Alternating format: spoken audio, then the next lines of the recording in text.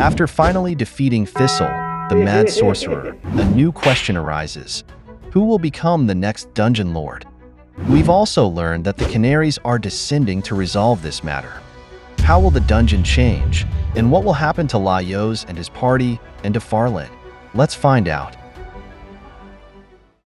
Laios finally woke up. It seems he drank too much at their victory party. Senshi said good morning to him, and he responded. He also greeted the still sleeping Thistle. Senshi asked if he slept well, and Laios said it's been a long time since he slept that well. Senshi told him that their clothes are washed and dried. They just need to pack up and they can head back. Senshi wondered what to do about Thistle. Laios thought they should tell the island's government about him and considered carrying him on his back. He hoped they could get back easily, but it all depends on what the dungeon lord can do. Laios considered freeing the winged lion first and went to wake Marcel. She was still in bed, obviously suffering from a severe hangover. Laios was surprised to find her already awake and inquired about her mana. He intended to discuss the seal on the book, but Marcel interjected, complaining of a headache. "That's one heck of a hangover," remarked Chilchuck.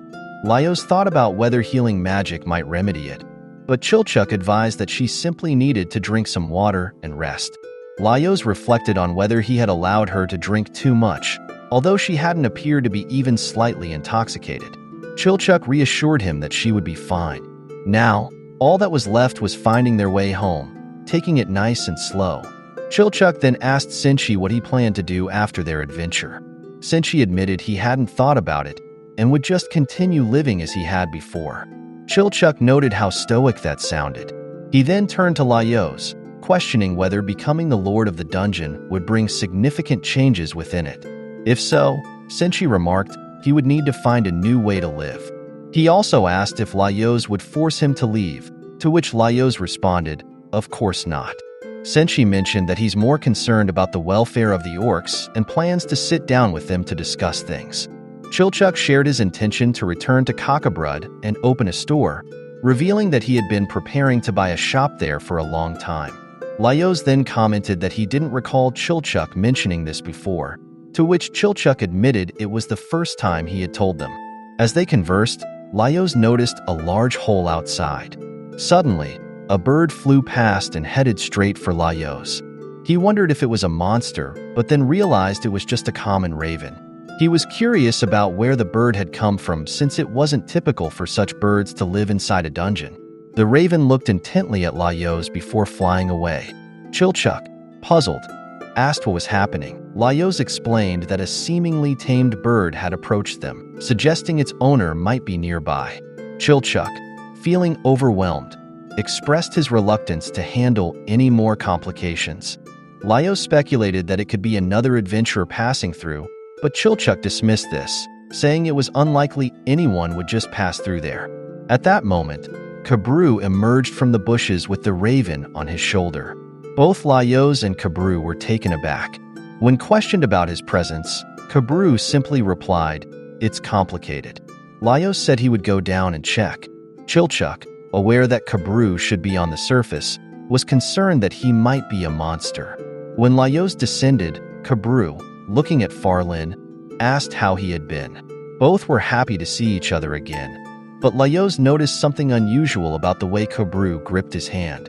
He thought it didn't seem like a monster mimicking Kabru. Laios found it unlikely that Kabru could have made it down there by himself. Kabru then revealed that there were some people there he wanted Laios to meet. Curiosity piqued in Laios just as the raven returned to the hole. Kabru was actually referring to the Canary Squad. It seemed that the Canaries were not pleased to see him. Laios remarked that every time he encountered Kabru, he was with a different group. Kabru quietly explained that they were a dungeon survey corps known as the Canaries. This revelation surprised Laios, who recalled the winged lions warning to be wary of them. Kabru discreetly told Laios that they would be in serious trouble if the Canaries discovered their use of ancient magic and advised him to be careful about what he said around them. Then, Patdol approached and asked if he was the one who had defeated the monster, expressing her desire to ask him some questions. Chilchuck was visibly stressed upon discovering that the Western elves were present. He feared the worst, suspecting that they might have learned of their use of dark arts and were now there to arrest them. He believed that those captured by elves faced a lifetime of torture in the Elven Kingdom. He quickly instructed Izutsumi to take Marcel and hide beneath the roof, reminding her not to forget the tome. Chilchuk decided to stay with Laios to ensure he didn't accidentally reveal anything incriminating, aiming to safely return home. Meanwhile, Senshi offered to serve the group some tea and snacks, an idea Chilchuk supported. They all entered, and Pathel introduced herself, explaining that they had received permission from the island's governor to conduct a survey of the dungeon. Chilchuk interjected, mentioning he was aware of their activities. He accused them of targeting individuals who used dark arts. He quickly clarified that they were merely ordinary adventurers who sometimes relied on magic, asserting there was nothing wrong with that. Chilchuk firmly stated that he would not allow them to imprison and execute them over a bit of magic. Pathel appeared to have no idea what he was talking about.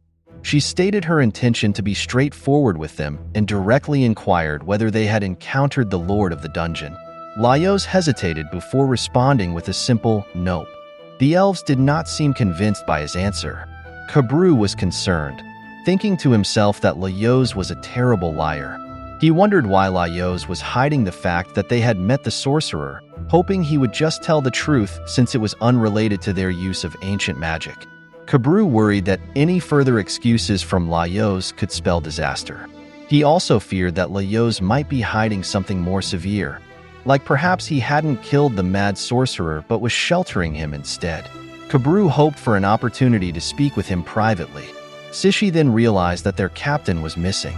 Patdol, suspecting he might be lost again, asked Sishi to help her search for him. Meanwhile, Laios was visibly agitated and requested a moment. They all suspected that he was hiding something above them. Laios blocked the door, prompting Patdol to ask him to let them through since one of their group was missing. Suddenly, the door opened with Senshi bringing in some tea.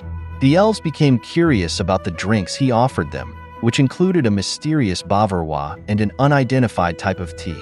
Laios suggested they take a break first, acknowledging that they had both endured a lot in the past few days. To fully explain everything that had happened, he recommended taking some time to calm down and collect their thoughts. He assured them that they would be safe as long as they were in the house and requested a bit of their time. The elves became intrigued by the bavarois served by Senshi, which looked delicious. Kabru, aware of Senshi's culinary prowess, hoped that the food hadn't been made from monsters. Senshi and Laios encouraged them to eat up and enjoy. Internally, Kabru was concerned about the nature of the food. The elves agreed to take a short break. Laios commented on how springy the snack was, while Kabru distracted himself by mentally listing major world cities as he ate. When asked how it tasted, Kabru admitted it was amazingly good. Senshi mentioned there was plenty more if they wanted another helping. They then noticed Flecky licking the food, prompting Patdol to stop her. Flecky explained that it looked so jiggly and tempting that she couldn't resist. She confessed to being tired of their unappetizing dry rations. Curious, Laios inquired further, and Flecky explained that they were just eating hardtack, which felt like it got stuck in their throats with every bite. Both Laios and Senshi asked more questions about it. Kabru was initially worried, but he noticed that the atmosphere was improving and the tension seemed to be easing. Patdol then inquired about the ingredients of the dessert, and Senshi responded that it was made from slime and plant nectar. The elves were taken aback by his answer. Senshi explained that the slime was collected from the first level and then dried. Ada and Patdol were apprehensive. Senshi mentioned that their journey deep into the dungeon was sustained by consuming monsters. Laios added that it's challenging to undertake a long journey with just standard rations. The elves considered that in some regions, consuming unusual items like bugs and slimes is part of everyday cuisine. Kabru was reflecting on their strategy, considering that they might be concealing what should be shared and disclosing what should be kept secret. However, he thought as long as they remained calm and continued talking, things could be managed. His train of thought was interrupted when Sishi stood up and confronted Laios, demanding to know what he was hiding. She questioned them about their encounter with the mad sorcerer and why they were being deceitful. Laios denied hiding anything, and Kabru attempted to intervene. but Sishi silenced them. She declared that if they were not willing to disclose the information, they would have to wait until he was ready to speak. Sishi sought Pathdol's opinion, who gave her approval. Pathdol then used an item to hypnotize Laios, compelling him to reveal everything he was hiding. She applied the same technique to both Senshi and Chilchuk. Laios kneeled down, and Sishi's asked if he felt ready to talk now. Kabru was surprised to witness her use of illusionary magic. Laios explained that they had come because his younger sister had turned into a monster, and their journey was to restore her to normal. He revealed that saving his sister required a large number of people to consume her flesh, a statement that left them incredulous. Ada wondered if the illusionary magic might have affected his mind. Sishi's assured them that her magic would not alter someone's thoughts. Laios added that to achieve this, he planned to break the seal on the books owned by the mad sorcerer and to become the lord of that dungeon. The elves were taken aback by his revelations. Ada remarked that he was too far gone, already ensnared by the dungeon, and that it would be problematic if they didn't extricate him from its influence. Kabru thought they might already be too late.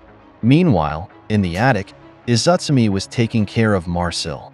Sensing that something was amiss below, Izutsumi considered the possibility of escaping if the situation deteriorated. Suddenly, Captain Mizurn appeared, startling Izutsumi. She attacked him, demanding to know where he had come from. In response, he used his magic against her. At that moment, Marcel woke up, still hungover, and was surprised to see an elf there with her. Waking up with a hangover, Marcel was suddenly confronted by Captain Mizurn, leaving her puzzled about his identity and Izutsumi's whereabouts. Mizurn, however, bypassed her inquiries and immediately inspected Thistle's body, realizing that what he sought was not there. He then turned to Marcel with questions about the demon, its whereabouts, appearance, and utterances. Marcel admitted she couldn't grasp his line of questioning. Undeterred, Mizurn continued, probing whether the demon was hungry, if Marcel was the chosen one, and about her desires. Knowing Thistle had the tome, he inquired about its location. Marcel realized Mizurn had knowledge about the tome and attempted to extricate herself from the interrogation. Unable to reach her staff, she resorted to using her hands to cast an explosion spell. The spell Marcel cast was so potent that it damaged the roof of Thistle's house. Marcel scrambled to assess the situation, only to find that Thistle, surprisingly, remained atop her as they both crashed onto a table where canaries were gathered. Marcel struggled to break free, but Thistle maintained a firm grip on her. The canaries looked on in astonishment at their unexpected company. Simultaneously, Marcel made a swift move towards Laios, eager to learn who they were, while the elves queried their captain about the unfolding events. Both groups were taken aback by the chaotic scenario. Pathdol extended an apology to Marcel for the grave misunderstanding, to which Marcel responded that she, too, had misconceptions about the situation.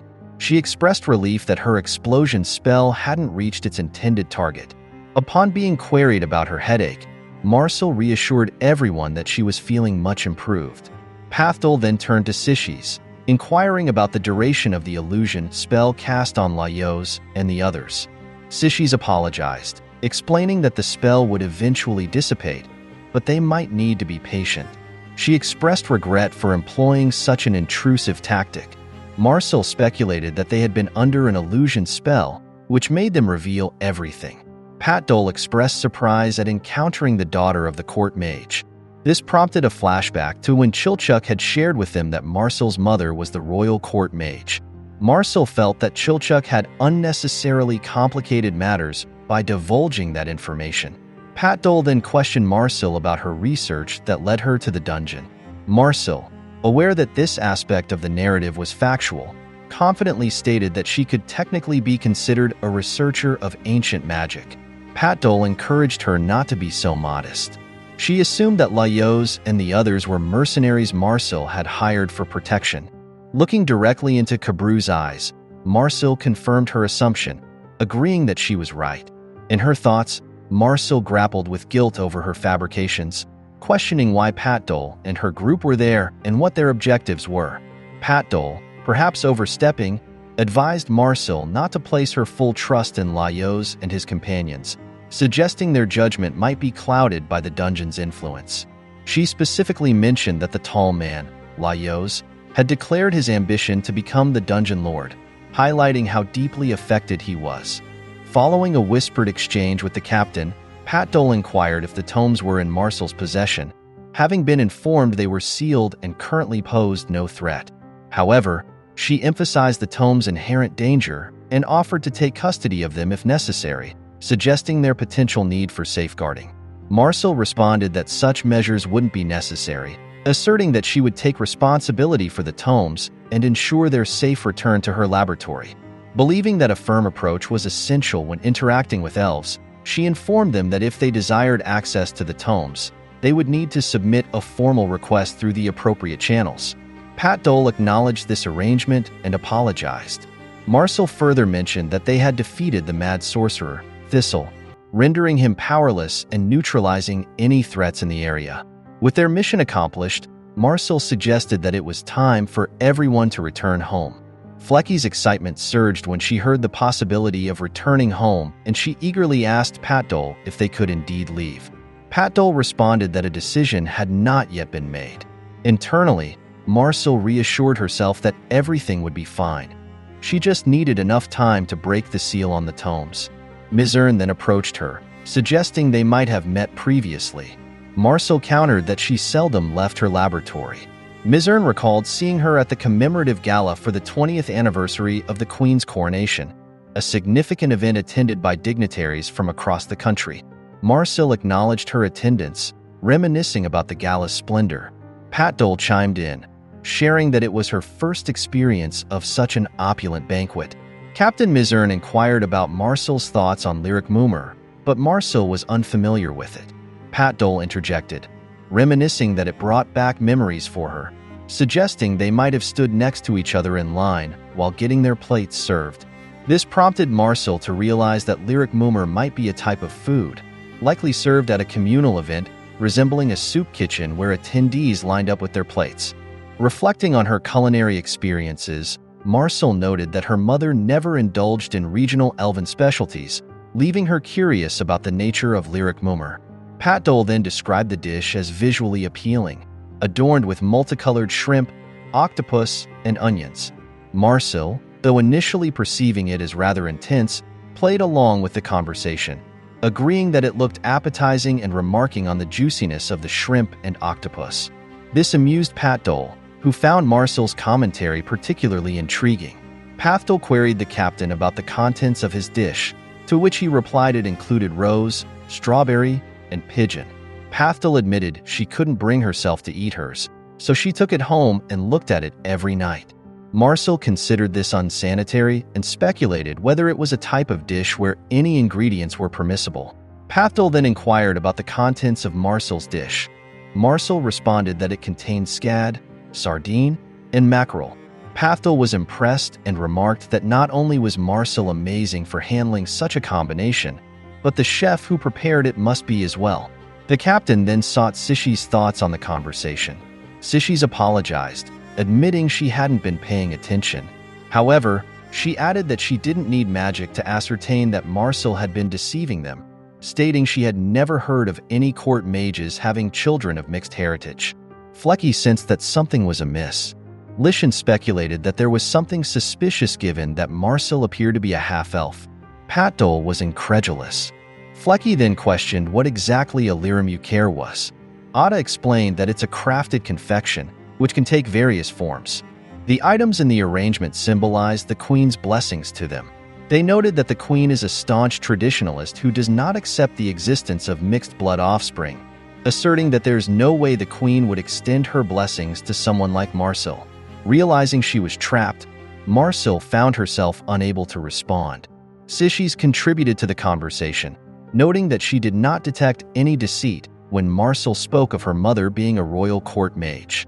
However, she speculated that perhaps her mother was associated with the royal court of a short-lived race's nobility, even if she wasn't particularly skilled as a mage. Sishi's explained that in such places, merely having an elf on staff could cause considerable excitement. It's common for an elf to be appointed to a position in the lands of short-lived races and to have a mixed blood child. Sishies then remarked that such children often grow up harboring resentment towards the world, suggesting that Marcel's situation was not unusual and that she wasn't particularly unique in that regard. Visibly annoyed by the discussion, Marcel stood up. The captain then confirmed whether Marcel had the tomes in her possession and requested that she hand them over. He probed further about her desires, whether she wished to become fully elven, to have children, or perhaps to resurrect someone. He cautioned that while the dungeon might fulfill such wishes, it would strip her of all her desires in return. Mizern questioned whether she understood the emptiness this would leave her with. Marcel paused to consider his words, but was interrupted by a creaking sound. She responded that this was excellent, as it meant her wish could potentially be fulfilled. Patdol urgently warned her not to proceed with such actions. On the sidelines, Kabru hoped they would allow him to do the explaining. Marcel chimed in, stating that if losing her desires was a possibility, she would gladly embrace it. She clarified for the record that she wasn't obsessed with becoming a pureblood. Her primary aim was simply for him to perish. Suddenly, Izutsumi appeared, clutching a dungeon rabbit. She attempted to kick Mizern, but he teleported at that moment, causing her attack to hit Patdol instead. Amid the ensuing chaos, Marcel seized the chance to escape. As she ran, she contemplated the necessity of finding a hiding place to work on breaking the seals on the books. However, Mizern confronted Marcel and forcefully pushed her to the floor, demanding that she hand over the tomes. Marcel defiantly responded that she would never relinquish them. As he searched her body for the tomes, the scene shocked the elves, making the captain appear in a poor light. Patdol intervened, suggesting that if a body search was necessary, she should conduct it. They then noticed Marcel was murmuring incantations. Patdol told her to stop, but Marcel continued her chant. It soon became clear that the books were concealed in her pants, which caused Flecky to burst out laughing. At that moment, to everyone's surprise, wings sprouted from Marcel's lower body and the head of the winged lion emerged. The winged lion then enveloped Marcel with its wings, praising her for successfully summoning him. The onlooking canaries were stunned to finally see what they considered to be the demon. The winged lion then asked Marcel what she wanted them to do, offering a smile. The winged lion has come back to life. The canaries were astonished by its presence and couldn't believe it was the demon. As the lion yawned, he remarked on how long it had been since it last tasted freedom. However, he noted that this was not the time for relaxation. The lion then turned to Marcel, inquiring about their next steps. Taken aback by his question, Marcel admitted that she was hoping to ask him the same thing. Regrettably, the lion confessed that he would be of little help, explaining that he is merely a source of power and useless without someone to harness it. As Marcel pondered this, Captain Mizern suddenly utilized the frames on the wall to launch an attack on the winged lion, teleporting one frame to slash at the lion's horn and another to strike its head and shoulder. Stunned by this development, Marcel was at a loss for what to do next. Mizern then attacked Marcel, but fortunately, it was blocked by the winged lion. Blood splattered onto Marcel's face. The winged lion remarked that Marcel was still merely an ordinary adventurer. In response, Mizern grabbed a frame, to which the winged lion objected, stating that it was against the rules. Undeterred, Mizern aimed at the winged lion's head and sliced it off. Marcel was left in disbelief by the action. Mizern attempted to reach Marcel, but the winged lion shielded her.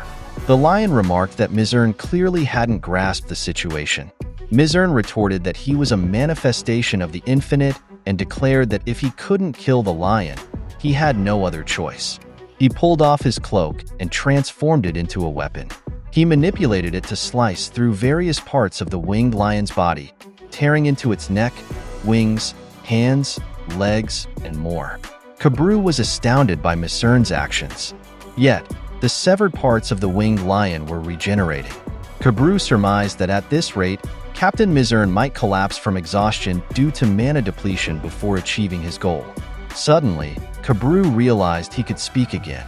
Noticing that Pathdol appeared dazed, He called her attention and inquired whether it was possible to encase the demon within a magical barrier. She affirmed it was possible. He urged her to prepare the spell and directed the elves to support their captain. Recognizing the wisdom in his words, Pathel finally cast the barrier. With the immediate threat contained, Kabru turned around, instructing them to manage the rest. The elves couldn't believe him. Ada then assisted the captain by stabbing the winged lion. As a result of this assault, Marcel collapsed to the ground. Suddenly, a raven materialized in front of her. As it flapped its wings, it sliced Marcel's shoulder. She attempted to flee, but Sishis used her power to turn Marcel's legs into stone, significantly hindering her escape. Stunned, Marcel struggled to break free from the illusion, which eventually allowed her to regain mobility in her legs. However, Captain Mizurn was close behind her. Mizurn materialized a spike directly into her stomach, causing her to collapse. As Marcel glanced back, she saw Mizurn vigilantly standing atop the winged lion's body. As Marcel struggled to crawl away, Mizurn loomed close behind her. Gasping for air, Marcel heard Mizurn advise her to give up, insisting that her wish would never come true. Marcel feared she was about to be killed or that Mizurn might teleport her elsewhere. The prospect of being sent to the surface alarmed her, prompting memories of a similar past incident. In a sudden flashback, we see Farlin cautioning Marcel that she was untrained in teleportation magic, and this would be her first attempt, apologizing in advance for any potential mishaps, including arriving at an odd location or displacing someone already there. Marcel worried about the consequences, thinking that a mere apology wouldn't suffice if something went wrong, and hoped Farlin wouldn't proceed, fearing possible arrest. Farlin declared that even if it meant causing harm to others, she wanted her and her big brother to continue living. Her words were abruptly cut off when the red dragon appeared. Despite her efforts, Farlin could not stop the dragon. Meanwhile, we witness Marcel's soul leaving her body. She felt as if her life were passing before her eyes. Realizing that such moments really does occur when facing death, she saw memories of her party enjoying conversations together. Marcel also recalled her younger self, eager for an inexpensive meal in the large dining hall on Main Street. She noted how carefree she used to be, attributing it to her belief that she could easily resurrect anyone. Back then, they were blissfully unaware of the severity of their situation. In a montage of their past adventures, we see the party deciding to eat a walking mushroom, much to Marcel's distaste. The joining of Senshi brought culinary expertise, transforming monstrous ingredients into palatable dishes. Although initially reluctant, Marcel grew to enjoy these unusual meals. Their various encounters with different monsters filled their journeys. Marcel confessed that she didn't cherish any good memories from those times. She was either consuming strange things or teetering on the brink of death. Reflecting on the chaos of their travels, she lamented that if she had surrendered earlier, she could have avoided many dreadful experiences. However, surrender was not an option for her. Despite the risks, being shot in the leg, breaking laws, turning to stone, having her life force sapped, or the necessity to kill and eat monsters, she remained determined. Summoning the winged lion, she declared her desire for the survival of her companions, wishing also that they might share her extended lifespan of 1,000 years. Marcel declared that she would become the lord of the dungeon and urgently requested that the winged lion grant her wishes immediately. Mizurn and the canaries were taken aback by her proclamation. The beheaded winged lion responded with an excellent. Suddenly, a brilliant flash of light caused the canaries to shield their eyes with their hands. The dungeon underwent a transformation, and Marcel found herself cradled in the wing of the winged lion. In disbelief, Marcel listened as the winged lion declared himself at her service, asking where they should start, perhaps with a new outfit, a remodel of the dungeon, or eliminating her enemies first. The winged lion began to crush Mizurn with his hand, but Marcel intervened, stating she did not want to kill any of them. However, the raven reappeared and launched an attack. The lion turned to Marcel, questioning what their next move should be given that their adversaries were not merely going to wait passively.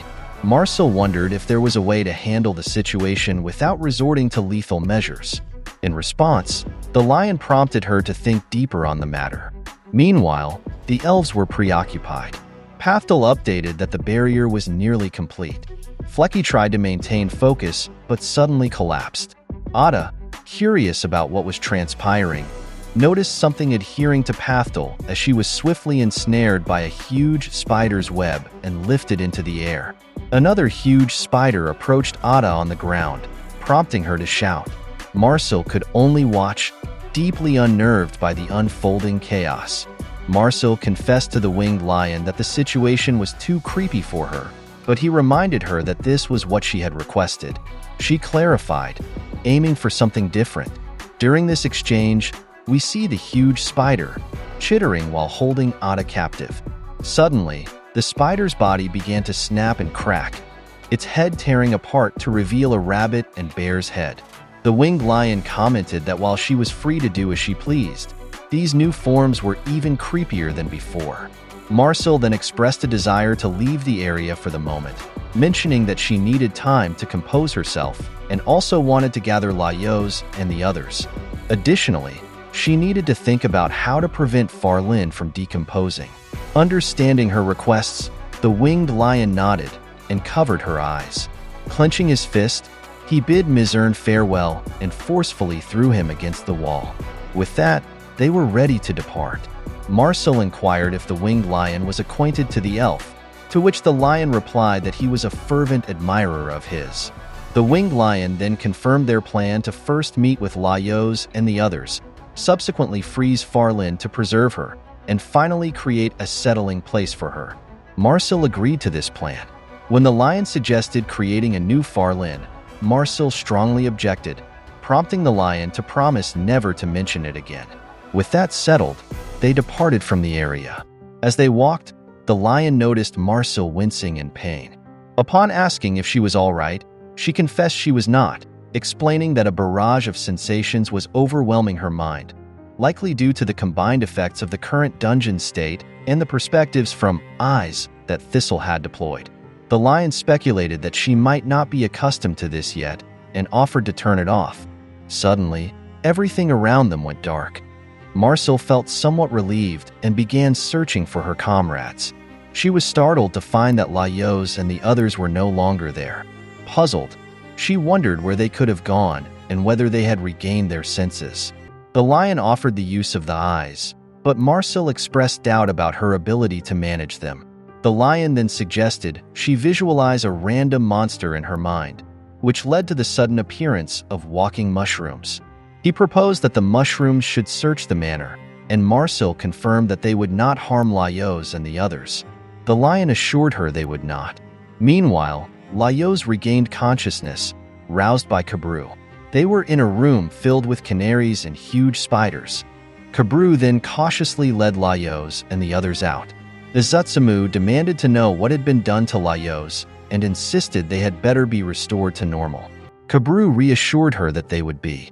As they progressed down the hallway, Kabru observed that the layout of the house had altered. The Zutsumi added that even the atmosphere felt different, noting it seemed like an entirely different place. To Kabru's astonishment, he saw the other elves entangled in a spider's web with a twitching huge spider below them. They were shocked to discover that their comrades had been incapacitated. The Zutsumi questioned whether Flecky was deceased, but Lishan confirmed she was still breathing, though he noticed the captain was missing. Kabru then focused on a squirming huge spider with a bear's head. Suddenly, a hand emerged, followed by Captain Misern's body, which burst through the huge spider. Kabru was astounded and questioned why Mizern was inside the monster, suspecting it had something to do with his teleportation magic. Gasping for air, Mizern struggled to breathe as Kabru gripped him, demanding to know where he intended to go. Mizern pleaded for release, but Kabru insisted they needed a moment to recuperate and strategize. Mizern argued that now, with her recent ascension to Dungeon Lord, was the optimal time to defeat her, as she would only become more formidable with each passing minute. However, Kabru countered that it was futile to attempt anything given his current condition. He was nearly depleted of mana. However, Mizern insisted that there was no time to waste. In response, Kabru wrapped his arm around Mizern's neck and pushed him against the wall. Kabru explained that he knew Mizern couldn't teleport while in contact with a large surface area. If Mizern couldn't evade this restraint, he stood no chance against a demon, Kabru reasoned. Overcome, Mizern then collapsed, and Kabru was surprised to see his shackles fall off. Suddenly, the huge spider plummeted near Kabru, startling him. Lishan apologized, explaining that the spider had been descending on him from above, so he had stopped it. He thanked Kabru for saving their captain. While Lishan dealt with the huge spider, Kabru approached Laios and attempted to rouse him. After some effort, Laios emerged from the illusion, shocked by the scene before him. The odd-looking spiders, the elves trapped in the spider's web, and others lying unconscious on the floor. He demanded to know what had transpired, and Kabru promised to explain later, urging that they needed to evacuate the injured immediately. He requested Laios' assistance, to which Laios agreed. However, Laios suddenly realized that Marcel was not among them. He suggested she might be sleeping upstairs and that they should retrieve her as well, but Kabru countered that she was likely no longer in the house. Laios asked why, but Kabru deferred the explanation for later, stressing the urgency of getting outside. With no other options, Laios agreed, saying, "Sure." As they proceeded, each member of the group carried an unconscious elf. Laios bore Sishis, Kabru carried the captain, and Lishan brought Flecky along. While walking, Laios reflected on the severity of the battle that must have taken place. He turned to Izutsumi, who had been with Marcel, and inquired about what had happened. Izutsumi confessed she didn't know much, as they had been suddenly attacked by an unknown assailant who used magic to hurl her outside. Laios was taken aback by this revelation. Izutsumi continued, explaining that when she managed to return, she found everyone behaving irrationally and Marcel attempting to escape. Pondering these events, Laios recalled bringing the canaries to the study room, but his memory was fuzzy beyond that point. Curious, he wondered if magic had been used on them as well. Laios recalled that the canaries had originally come to investigate the dungeon, but he suspected they had an ulterior motive from the outset of their meeting. The only goal he could surmise was their interest in the books containing the seal of the winged lion. Laios surmised that once they realized the books were in possession, they resorted to magic, intending to steal them. Cornered, Marcel likely had no choice but to break the seal within the books, leading to the current chaos. Laios surveyed his surroundings and sensed a slight tranquility in the dungeon's atmosphere, pondering if this was due to Marcel assuming the role of dungeon lord. He worried that she might be feeling quite miserable and isolated at the moment, prompting a desire to quickly find her. Additionally, Laios considered that if the canaries were targeting the winged lion, it was unsafe to remain with them. They would need to find an opportune moment to part ways. He was grateful for Kabru's timely warning, which had clarified the canaries' intentions, something he might not have grasped on his own. Suddenly, they came upon a door. Kabru expressed hope that it would lead outside, but both he and Laios were taken aback by what they found on the other side. The dungeon's layout seemed to have transformed, appearing as though every level had merged. Laios recognized elements of both the first and second levels in their immediate vicinity. This anomaly led Kabru to question why this had occurred.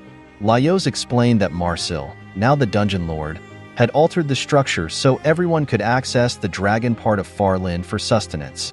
From their position, they could see other adventurers in the distance. A winged creature then appeared, a hippogriff accompanied by harpies. They began attacking the adventurers, indicating that monsters typically dwelling in the deeper levels of the dungeon were now encroaching upon the upper levels, disrupting the ecological balance. Laios felt that something was amiss and that Marcel couldn't continue managing things this way. He needed to reach her quickly. However, Kabru intervened, asking Laios to remain a bit longer, explaining that if they were attacked by monsters in their current state, they wouldn't be able to defend the injured. He requested Laios stay at least until the injured awoke. Reflecting on who Kabru referred to as injured, Laios observed the canaries. 3 were paralyzed due to spider venom, 1 was unconscious, and another was comatose after her familiar was devoured while she controlled it. Laios estimated it would take about half a day for the four to recover. However, he was concerned about Patdol. Lishan informed him that she had sustained a brain injury, and there was nothing they could do for her at the moment, though reviving her post-mortem could potentially restore her. Laios mentioned he lacked the ability to perform revival magic, to which Lishan responded that they would figure something out once the others regained consciousness. Laios apologized but insisted they could no longer leave Marcel by herself. They needed to go after her. However, Kabru interjected once more, pleading for just a little more of his time. Trying a different tactic to persuade Laios to stay, Kabru suggested that Laios prepare a meal, hoping to offer something appetizing to the awakening injured. He reasoned that those recovering needed proper nourishment. Lishan, however, urged Kabru to abandon his efforts, aware that Kabru's real concern was that they might align with the dungeon lord upon meeting her. He criticized Kabru's indirect approach and suggested he be forthright instead, questioning whether Laios could ever completely sever ties with her. Lishan concluded by asserting that they could handle the situation with Marcel themselves. However, Laios firmly responded with a definitive "no way," which took Kabru by surprise. Lishan expressed disappointment and then suddenly transformed into a beastkin, grasping Laios. He remarked that it seemed they would not reach an agreement on this matter. Lishan swung at Laios, but Kabru intervened, pushing Laios to the ground for safety. Kabru then drew his sword and aimed it at Lishan. Lishan acknowledged that he understood why the shorter-lived races might want to resolve the dungeon's issues independently, recognizing their reluctance to see it controlled by a longer-lived race. However, he added that their approach might lead to the island's destruction, rendering their efforts futile. Lishan admonished Kabru to stop attempting to manipulate him, as it was merely a waste of time. Whether through flattery, seeking approval, or eating things he clearly had no interest in eating, Laios was taken aback upon learning that Kabru had been reluctant to eat the food they offered him. As Kabru attempted to dissuade Laios from believing this and started to explain, a sudden shake from Kinsuke caused Kabru to lose his grip. Laios then picked up his sword to examine it more closely.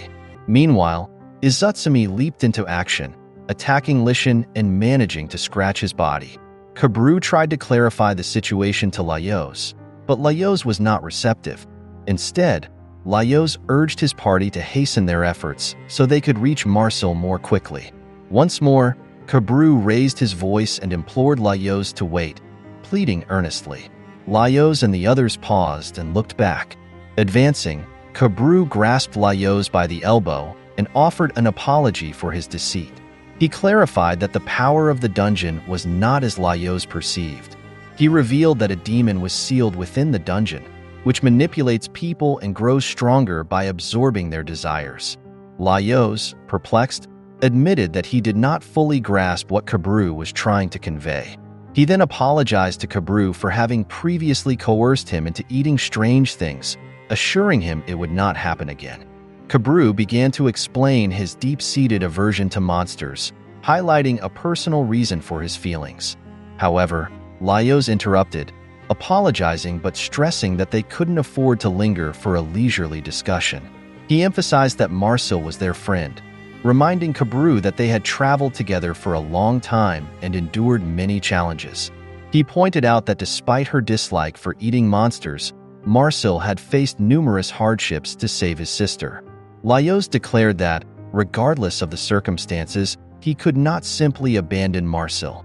Observing that Kabru had often appeared around them, Laios questioned him about what he had been trying to communicate. Kabru realized that Laios was determined to do whatever it took for his family, even if it meant allying with the demon.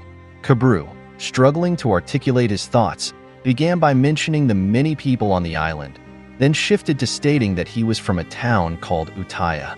His words failed to come out clearly, leading Laios to excuse himself and leave, apologizing for their rushed departure. Kabru, internally conflicted, felt compelled to stop him, fearing Laios could become a threat to humanity. He reluctantly considered that if Laios refused to heed reason, he might have no choice but to kill him. Yet, unsure of what action to take, Kabru suddenly blurted out that he wanted to be friends with Laios. Nani? This admission surprised both Laios and Kabru himself. Quickly, Kabru retracted his statement, saying that wasn't what he meant. Laios saw through this, incredulous that Kabru would repeatedly venture into the dungeon and endure death, all under the guise of forging a friendship. He expressed disbelief that Kabru would lie and consume the monsters he detested, all in the name of friendship. Laios pointed out that if Kabru was merely seeking friendship, there were far simpler ways to go about it. Kabru suddenly threw a punch, startling everyone present. After regaining his composure, Kabru conceded that Laios was right. He acknowledged that he had endured many hardships just to be near them. Recalling a previous attempt to converse with Laios on the surface, Kabru admitted that Laios had ignored him. He openly expressed his hatred for monsters and his conviction that they should be eradicated. Kabru reasoned that discovering someone who sympathized with monsters would naturally prompt one to question whether that person was an ally or enemy of humanity. Even now, he confessed, he remained uncertain of where they stood. This uncertainty continued to trouble Kabru. Kabru confessed that he didn't want to harm him. He simply had many questions for Laios. He was curious about Laios' affection for monsters and wanted to understand what he saw as their benefits. Kabru admitted that his true intention had always been to engage in conversation with Laios and to spark his interest in people as well. Thus, Kabru implored Laios to remain there. However, Laios found it hard to accept this explanation. Meanwhile, the conflict between Izutsumi and Lishin persisted. In a swift move, Izutsumi spun around, ending up in Laios' arms, with Lishin watching intently. Laios regretfully stated that he couldn't comply with Kabru's request, but he made one promise: to retrieve Marcel and bring her back, after which they could all share a meal together. He clarified that he didn't mean dining on monsters, but rather enjoying a meal at a restaurant on the surface. Lishin made a leap to reach them, but Kabru quickly intervened, pushing Laios and urging them to leave. As Kabru confronted Lishin, Laios rallied the others to pursue Marcel. However, in their haste, they failed to realize they were on the brink of a cliff and subsequently tumbled into the water below. From above, Lishin watched with disappointment, while Kabru harbored the hope that they would uphold their promise. Despite presumably still being on the first level, it appeared that Suro and the others had inadvertently descended deep into the dungeon. Lin reproached the elf for rushing ahead on her own. The elf complained that she hadn't quite caught Lin's remark and asked her to repeat it. Lin blamed her for their predicament, which angered the elf. They had been trapped for 2 days since falling into a vast hole on the first level, now lost and unable to find a route back to the surface. Abruptly, an orc appeared and commanded them to be quiet, threatening to feed them to the wargs if they continued to make noise. At this point, it was clear that Suro and the others were captives of the orcs. The elf defiantly challenged the orc, suggesting she was all talk and daring her to prove otherwise. The orc clarified that the trio were hostages, needed by the orcs to ensure a safe exit from the dungeon. She added that the dungeon had been behaving unusually, which made them reluctant to leave, but left them no choice as staying was no longer an option. She also mentioned that attempting to leave would prompt human interference, hence their use of hostages. Suro silently noted that their situation was far from going according to plan. Suddenly, an elf appeared above them, introducing herself as Pathtal. The group was surprised by her arrival, questioning whether she was one of their allies. The orc cautioned them not to speak out of turn. Flamila then asked Pathtal about their current situation. Pathtal reported that it seemed the dungeon lord had been defeated by an adventurer, and she was in the process of gathering more details. The orc expressed disbelief that the notorious sorcerer had been defeated. Pathtal revealed that the adventurer's name was Laios, promising to provide more information later. Lin, Suro, and the orc were all astonished to hear that it was Laios who had vanquished the mad sorcerer, leaving everyone baffled. Namari couldn't contain her shock and shouted out, leading Mr. Tance to urge her to keep her voice down. He shared that he had heard a rumor from the elves suggesting that the unusual changes in the dungeon and its creatures were linked to the dungeon lord's defeat. Namari found this hard to believe. The adventurers on that level continued to speculate among themselves, whispering about whether it was one of the two Den siblings. Mr. Tant speculated that if Laios managed to return to the surface independently, he would likely be honored with a medal and a monetary reward by the island's governor. However, Namari dismissed this as quite uninspiring and questioned why there would be any doubt about Laios' return, asking, why wouldn't he come back? Mr. Tant speculated that the elves might be worried about whether Laios would assume the role of the new dungeon lord, a suggestion that the others found hard to believe. Namari questioned whether such a transition was even possible.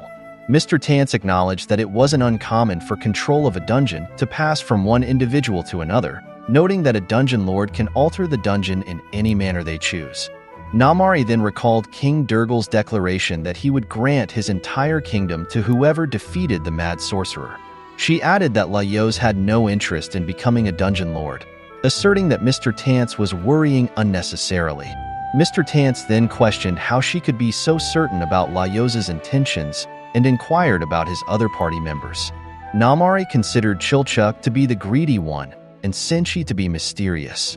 Mr. Tant suggested that if someone else were to become the dungeon lord, noticeable changes would start occurring within it. He asked Namari to report back to him immediately if she sensed anything unusual. Namari agreed to this request. Namari mentioned that Suro had fallen into a pit and hadn't yet returned. Mr. Tant expressed his regret, acknowledging that Suro was an acquaintance of hers.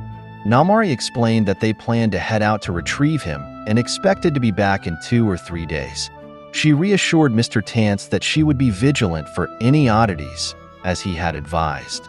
Just as Namari was about to leave, the ground suddenly trembled. Namari was taken aback by the shaking ground.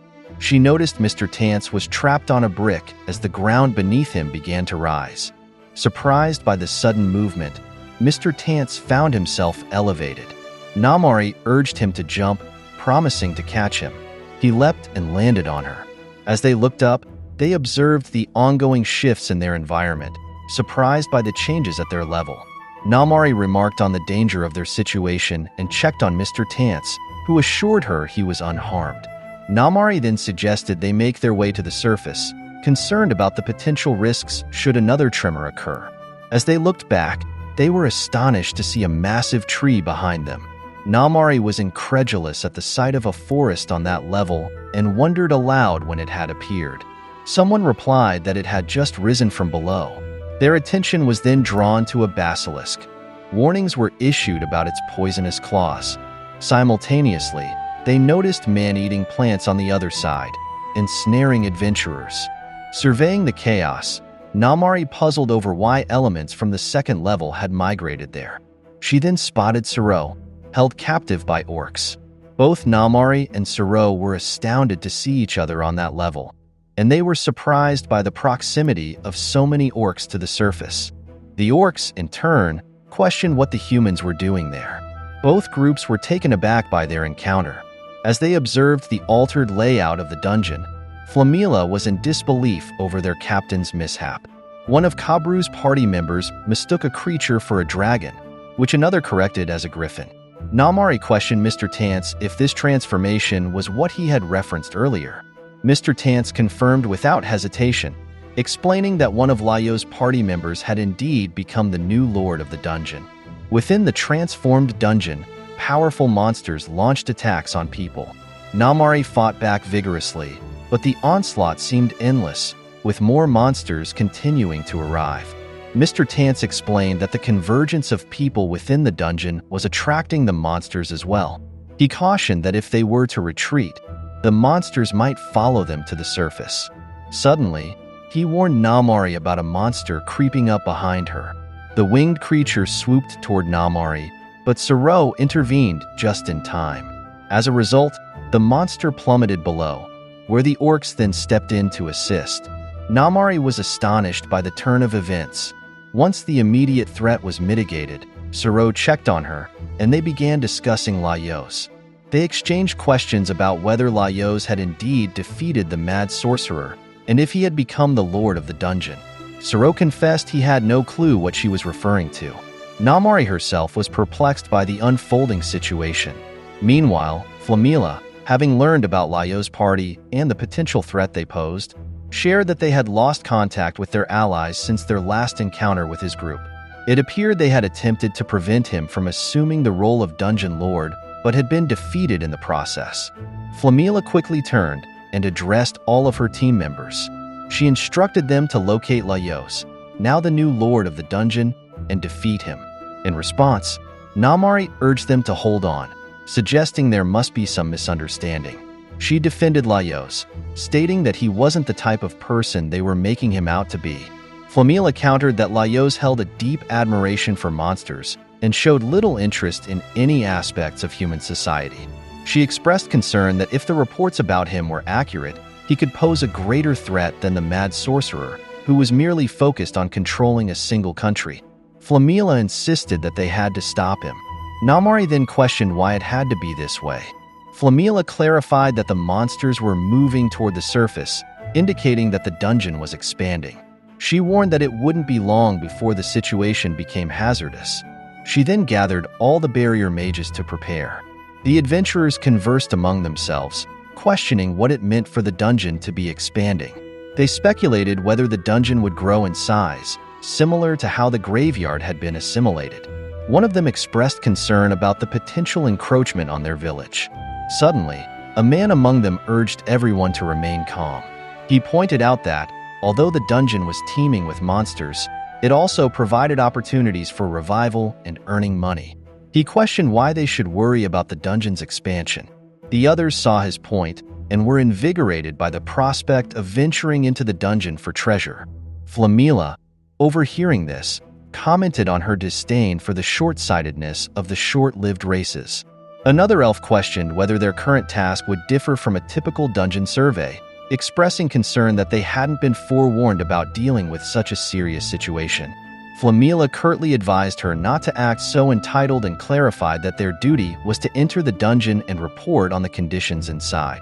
Overwhelmed by this, the elves began to cry, asking if they could write a letter home since they hadn't had the chance to say a proper goodbye to their families. Flamila, growing increasingly frustrated, scolded them, insisting they should be focusing on their work rather than writing letters.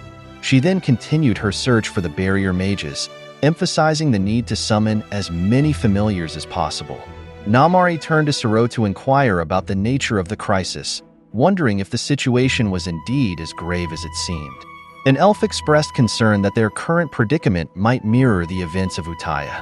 Flamila responded sarcastically, suggesting that continuing to stand there and cry would indeed lead to that outcome.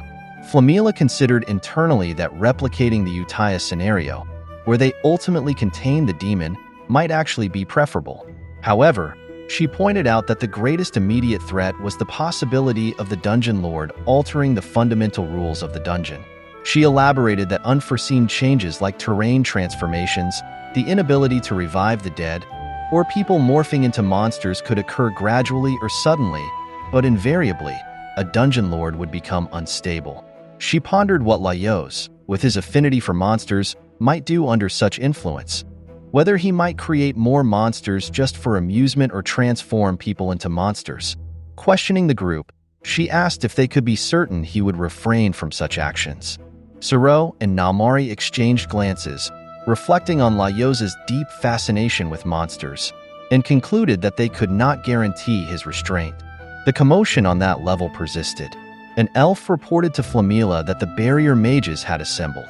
She then addressed them, instructing from that point onward to block off the dungeon's entrance. She cautioned everyone else that if they valued their lives, they should evacuate. The adventurers protested, concerned about those still inside the dungeon and curious about their fate. Flamila responded that the greater number of people on the surface could not be endangered by a few remaining in the dungeon. Voices of concern rose among the people, with some worrying about coexisting with the orcs on the surface, while another lamented that all his property was inside the dungeon. Flamila demanded silence from the group. The island's governor declared his intention to seal off the dungeon. Flamila then questioned why so many were still lingering there. They retorted that the elves hadn't evacuated either. Moreover, one man asserted the dungeon belonged to them, criticizing the elves for behaving as though they owned the place. Suddenly, a monster materialized behind the man. Flamila swiftly attacked it, and then questioned if he still wished to continue the debate. He quickly declined. Flamila then explained that the changing environment of the dungeon presented a golden opportunity for easier scouting. She ordered their familiars to search for Laios, and they promptly obeyed her command. One elf soon reported spotting him, noting that he was in the lake nearby. Namari was impressed by their speed. The elf elaborated that Laios appeared to be drowning and would likely die if left unaided. Flamila instructed her to ensure Laios' demise, emphasizing the need to confirm his death. The elf agreed, and the familiars launched an attack on Laios and his companions. Namari then turned to Siro, asking what they should do next. As Siro pondered the situation, the orcs stepped forward, declaring their intention to put an end to the chaos. They firmly stated that no one should harm Laios or any of his companions. Flamila was perplexed by this directive, questioning how such a stance could possibly benefit the orcs. One orc explained that without Laios and his companions, who understood their needs, they would struggle to access vegetables, which would be detrimental for them. He elaborated that if Laios and his friends were to die, it would not be in their interest. Another individual might become the dungeon lord, or the elves might take over, neither of which were favorable outcomes for the orcs. Thus, they declared their full support for Laios. Namari was taken aback by this revelation, and even the elves and Mr. Tance were surprised by the orcs' stance. As they braced for a confrontation, another man stepped forward, asserting his familiarity with Laios. He recounted an incident where they were on the brink of death after a basilisk attack. It was then that Laios and his party, merely passing by, intervened and saved their lives. He described how they selflessly prepared an antidote, applied it to the basilisk meat, and expertly cooked it. This unexpected turn in the discussion prompted Namari to remark on its oddity. The man further explained that Laios' group had underscored the importance of proper nutrition during their encounter. An elf in the group then questioned whether they had been deceived. The man insisted on the truth of his account, emphasizing Laios' expertise with monsters and firmly stating that there was no possibility of them becoming adversaries of humanity. A woman then affectionately referred to Mr. Tance as Gramps, expressing her deep gratitude towards Laios' party. She recounted how they had come to their aid during an attack by tentacles, despite there being no obvious benefit to themselves. They bravely faced the danger, vanquished the tentacles and an Undine, then skillfully prepared the remains into a stew. The elf, still skeptical, questioned once more whether their actions were merely motivated by a desire for stew.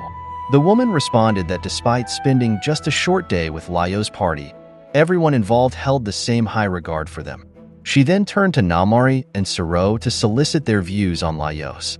They affirmed that he was indeed a great guy, emphasizing his respect for the importance of meal times.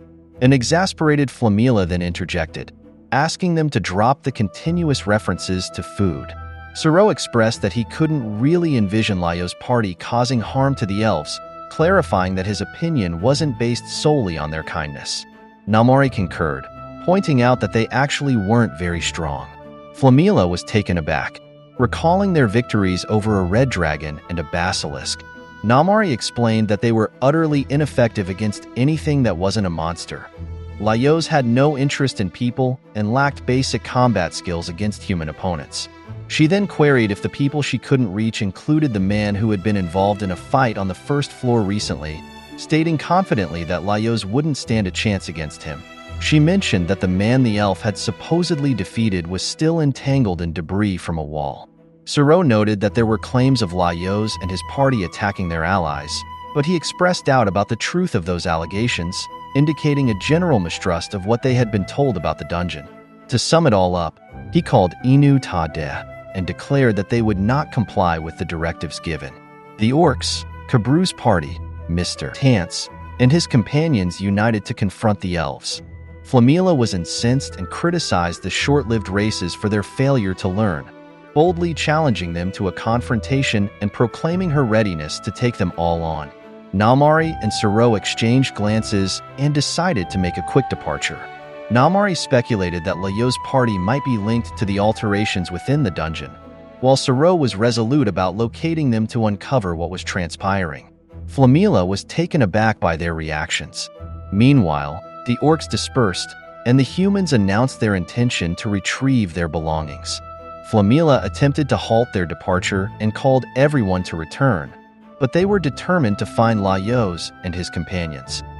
Back with Marcel, she approached Farlin and apologized, noting that she must be feeling cold. She reassured her that Laios and the others would arrive soon to restore her to her former state. Behind her, Marcel noticed some snowmen staring at her and apologized for melting the ice with her body heat. Curious about the nature of these creatures, she speculated that Laios would likely know their identity. The winged lion placed a shawl over her shoulders and informed her that they were known as Jack Frosts, summoned to help preserve Farlin from decomposing, a desire of Marcel's. He then inquired if she would prefer a different method of preservation. Marcel responded that the current arrangement was fine. The lion expressed concern about her being cold and suggested they head back up.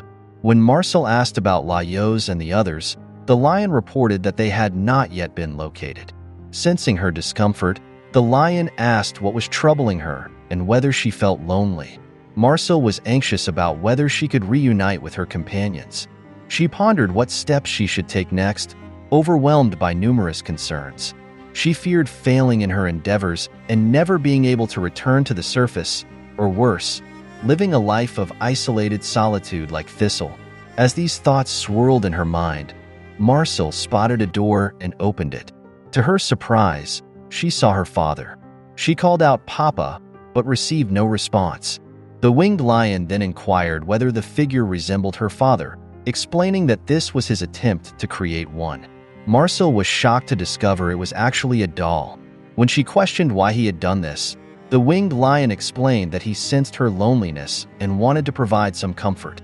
He added that he could animate the doll if she wished. Marcel sighed at this revelation. Marcel, frustrated, gave the winged lion a light whack and declared that such gestures were unnecessary, urging him instead to expedite the search for her companions. The lion explained that there had been no progress, although he had instructed the walking mushrooms to report back as soon as they found anything. He speculated that there might be limitations to what they could expect from the walking mushrooms. He mentioned that, although Marcel might not be aware of it since she had disconnected from her eyes, the dungeon skies were filled with the canary's familiars, all searching for her. The winged lion expressed concern that if the walking mushrooms did manage to locate Laios and the others, they might be killed while being led back here. Marcel, increasingly worried, questioned what they should do next. The lion responded that all he could do was to fulfill whatever desires she might have.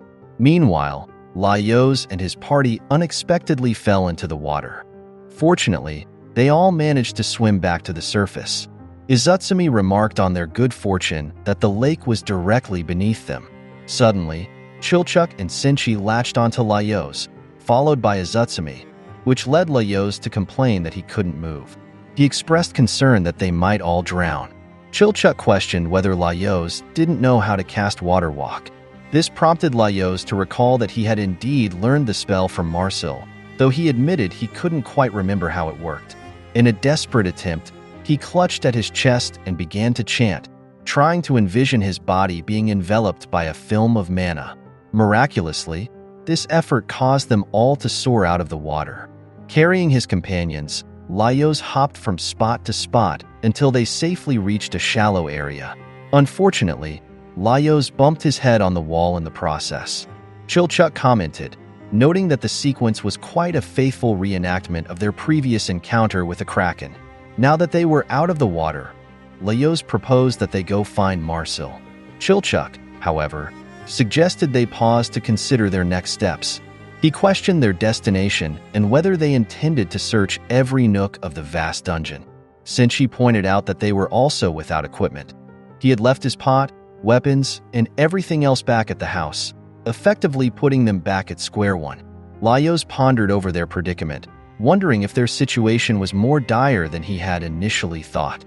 He then proposed retrieving their belongings from Thistle's house, but his companions disagreed. They argued that they couldn't let Kabru's sacrifice be in vain, with Chilchuk remarking that Kabru was probably enduring torture on their behalf at that very moment. Laios recalled his promise to have a meal with Kabru. Unbeknownst to them, Kabru was observing from a distance, silently urging them to hurry and make their escape. As they deliberated on their next steps, Laios suddenly spotted something. It was the walking mushrooms. To his and his party's surprise, these mushrooms were carrying their belongings. Laios noted the peculiar patterning on the mushrooms, which reminded him of the bare-headed spiders they had encountered before. He suggested that these mushrooms might be linked to Marcel and that they should retrieve their items. Laios chased after the walking mushrooms, observing that they moved quickly. He found it challenging to run on water and proposed moving up to the walkway for better footing. As they pursued the mushrooms, Izutsumi noticed familiars in the sky. Eventually, Laios closed in on the mushrooms and managed to leap over one, grabbing it and tumbling to the ground. Chilchuk praised his effort. Upon closer inspection, Laios observed that the mushroom he had grabbed sprouted a flower. Laios voiced his confusion to Marcel, pointing out that mushrooms typically don't have flowers attached to them. Senshi observed that the flower seemed to be absorbing nutrients from the mushroom, causing it to wilt. Curious about its taste, Laios contemplated trying it, prompting Senshi to suggest turning it into a salad. Laios then had a realization. If Marcel had created these mushrooms, she might have instructed them to transport their belongings, possibly to her current location. However, they noticed that the mushroom had stopped moving, so they decided to watch it for a while. As they began to gather their items, Chilchuk called out to Izutsumi, urging her to come and collect her belongings. She then pointed upwards, and as they looked to the sky, they saw numerous winged creatures circling above. Chilchuk questioned whether these were monsters, but Izutsumi noted that they didn't have the scent of monsters. Instead, they carried the aroma of magic, reminiscent of Marcel's familiars. Laios speculated whether these might be the canaries. Aware of the dangers in open spaces, Chilchuk recommended seeking shelter inside a building. An elf reported that Laios and his party had been spotted, noting that tracking them would become challenging if they moved into cramped spaces. Flamila ordered that they not be allowed to escape, prompting all the elves to coordinate their efforts to prevent this. Chilchuk speculated that they might avoid pursuit if they remained indoors. However, while resting by a staircase, they were startled by a loud noise. The familiars converged to form a giant bird and worked together to demolish the wall. Consequently, the tower where they were hiding began to crumble. Forced by the situation, Laios and his companions quickly moved outside. The giant bird immediately noticed Laios and swooped down to pick him up, doing the same with the others, effectively trapping everyone with the canary's familiars. Amidst the chaos, the mushroom he had caught earlier fell into the water. Chilchuk pondered their next move. Laios offered a different perspective, suggesting that they hadn't been captured but were merely taking shelter inside the bird. He then asked Chilchuk if he recalled their encounter with the kraken. Suddenly, Izutsumi interjected, inquiring about what a kraken is. Laios described it as a colossal monster that resembles a cross between a squid and an octopus, but he quickly added that they taste exceptionally bad. Izutsumi was taken aback by this revelation. They then reflected on their discovery after defeating that monster. Chilchuk remembered that he had eaten the parasite found inside the kraken raw, which led to a stomach ache. Laios highlighted this point, explaining that the parasite, although weaker than the kraken, was not its prisoner but was actually utilizing the monster for its own purposes. Laios, struck by a sudden idea, instructed his companions to follow his lead. Meanwhile, an elf joyfully informed their vice-captain that Laios' party had been successfully captured. Flamila responded by ordering them to bring the captives to her location and to remain vigilant. However, the elf unexpectedly began to sweat and feel nauseous. Inspired by his plan, Laios eagerly pressed his head against the stomach wall of the creature they were inside, guessing that the discomfort felt was shared by the creature, manifesting as significant stomach pain and a strong urge to vomit. He then coordinated his team's positions. He directed Senshi to create a disturbance near the creature's head to steer it towards water. Chilchuk climbed towards the throat to scout outside, while Izutsumi was tasked with heading downward to find an escape route. Under Laios' leadership, everyone executed their designated roles, and surprisingly, their strategy was effective. All the elves controlling the familiars began to feel ill. They queried whether it might be possible to disband into separate familiars temporarily, but Flamila insisted they maintain their unity, stressing that it would be particularly detrimental to falter at that moment. Despite the discomfort they inflicted, the elves kept their formation intact. Izutsumi observed that the creature didn't seem to be stopping, prompting Laios to remark on the oddity of the situation given the expected level of pain. Izutsumi speculated whether the creature was even capable of feeling pain, noting that Marcel was unaffected when her familiars were destroyed. Laios considered the possibility that their plan might work, recalling that one of the canaries had suffered mental distress. He wondered if the size of the creature might be affecting its response to pain and contemplated their next move.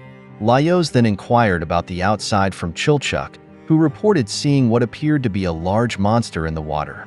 When Laios suggested it might be a kraken, Chilchuk clarified that it looked more serpent-like, being elongated and thin.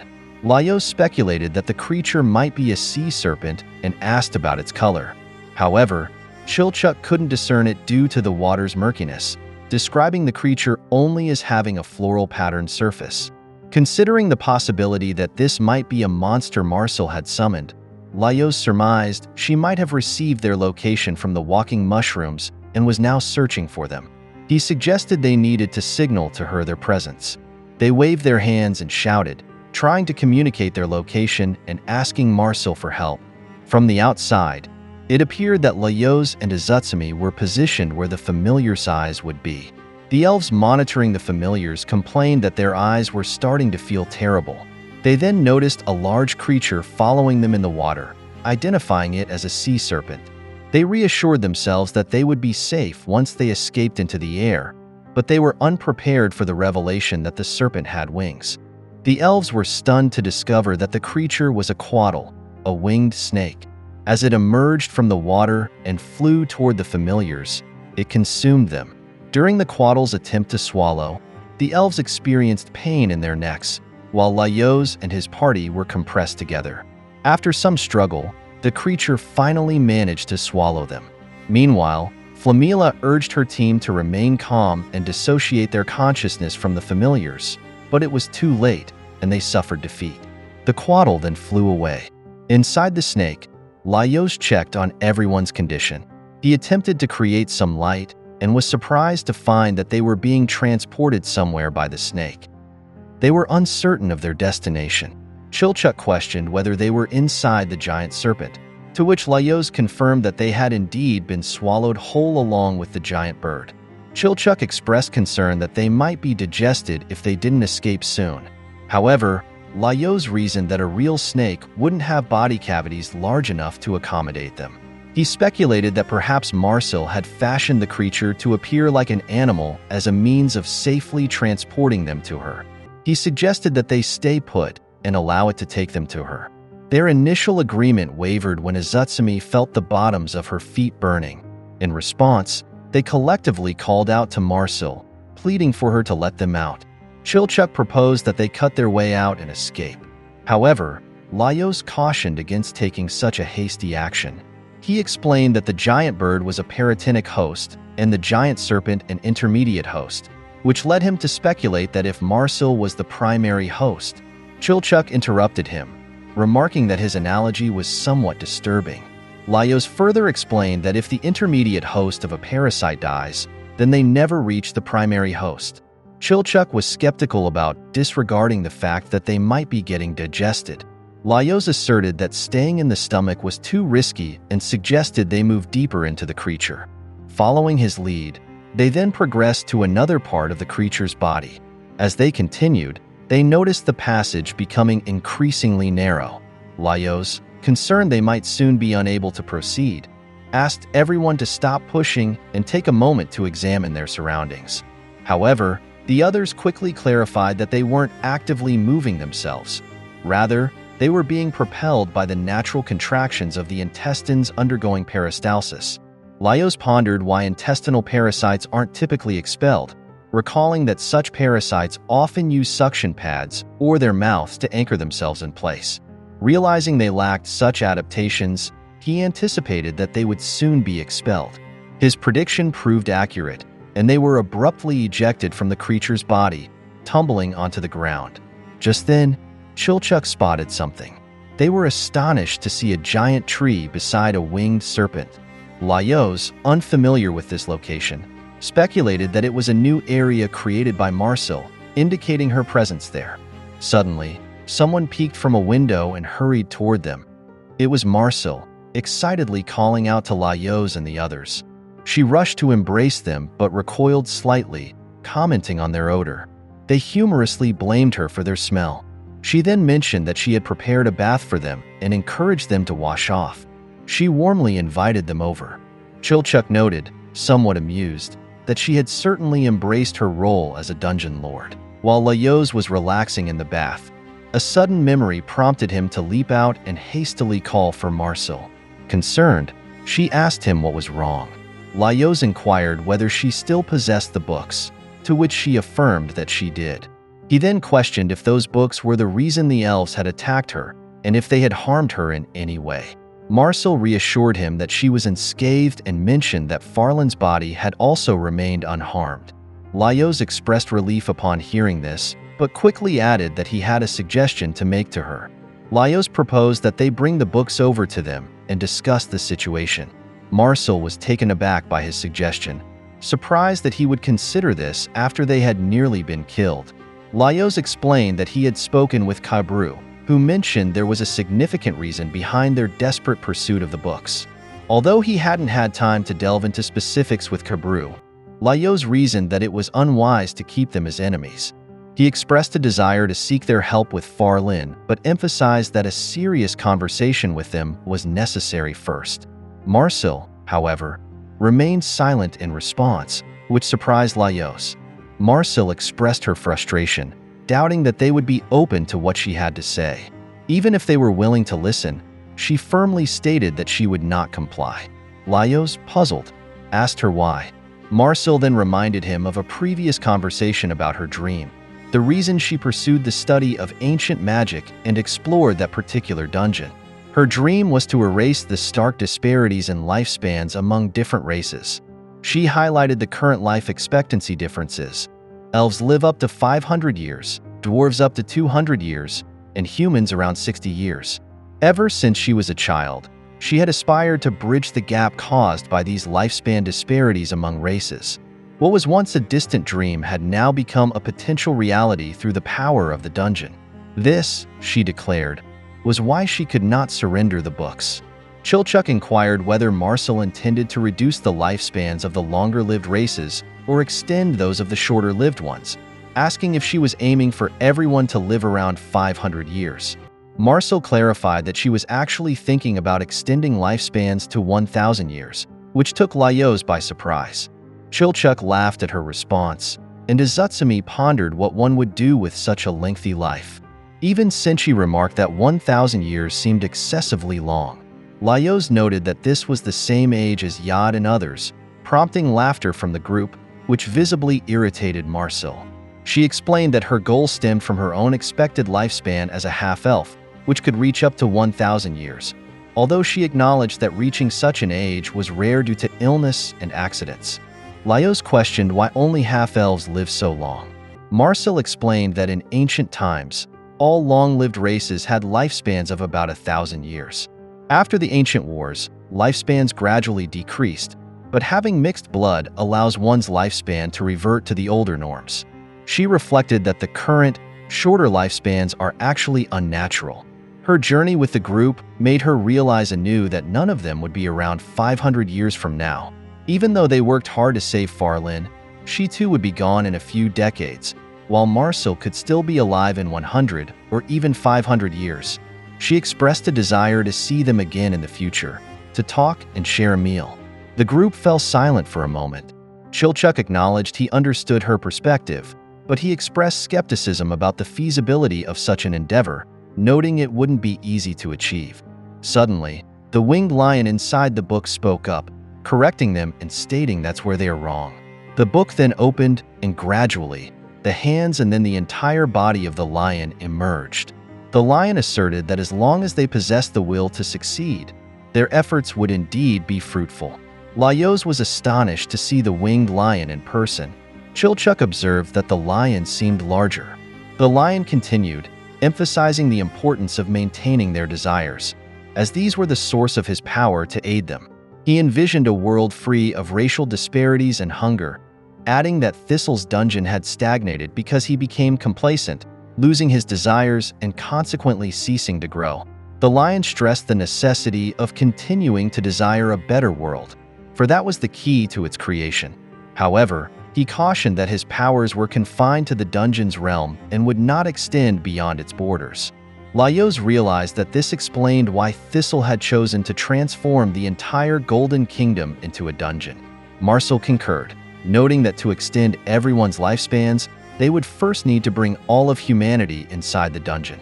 She pondered the feasibility of such a plan, musing whether it might be possible to envelop the outside world with the dungeon itself.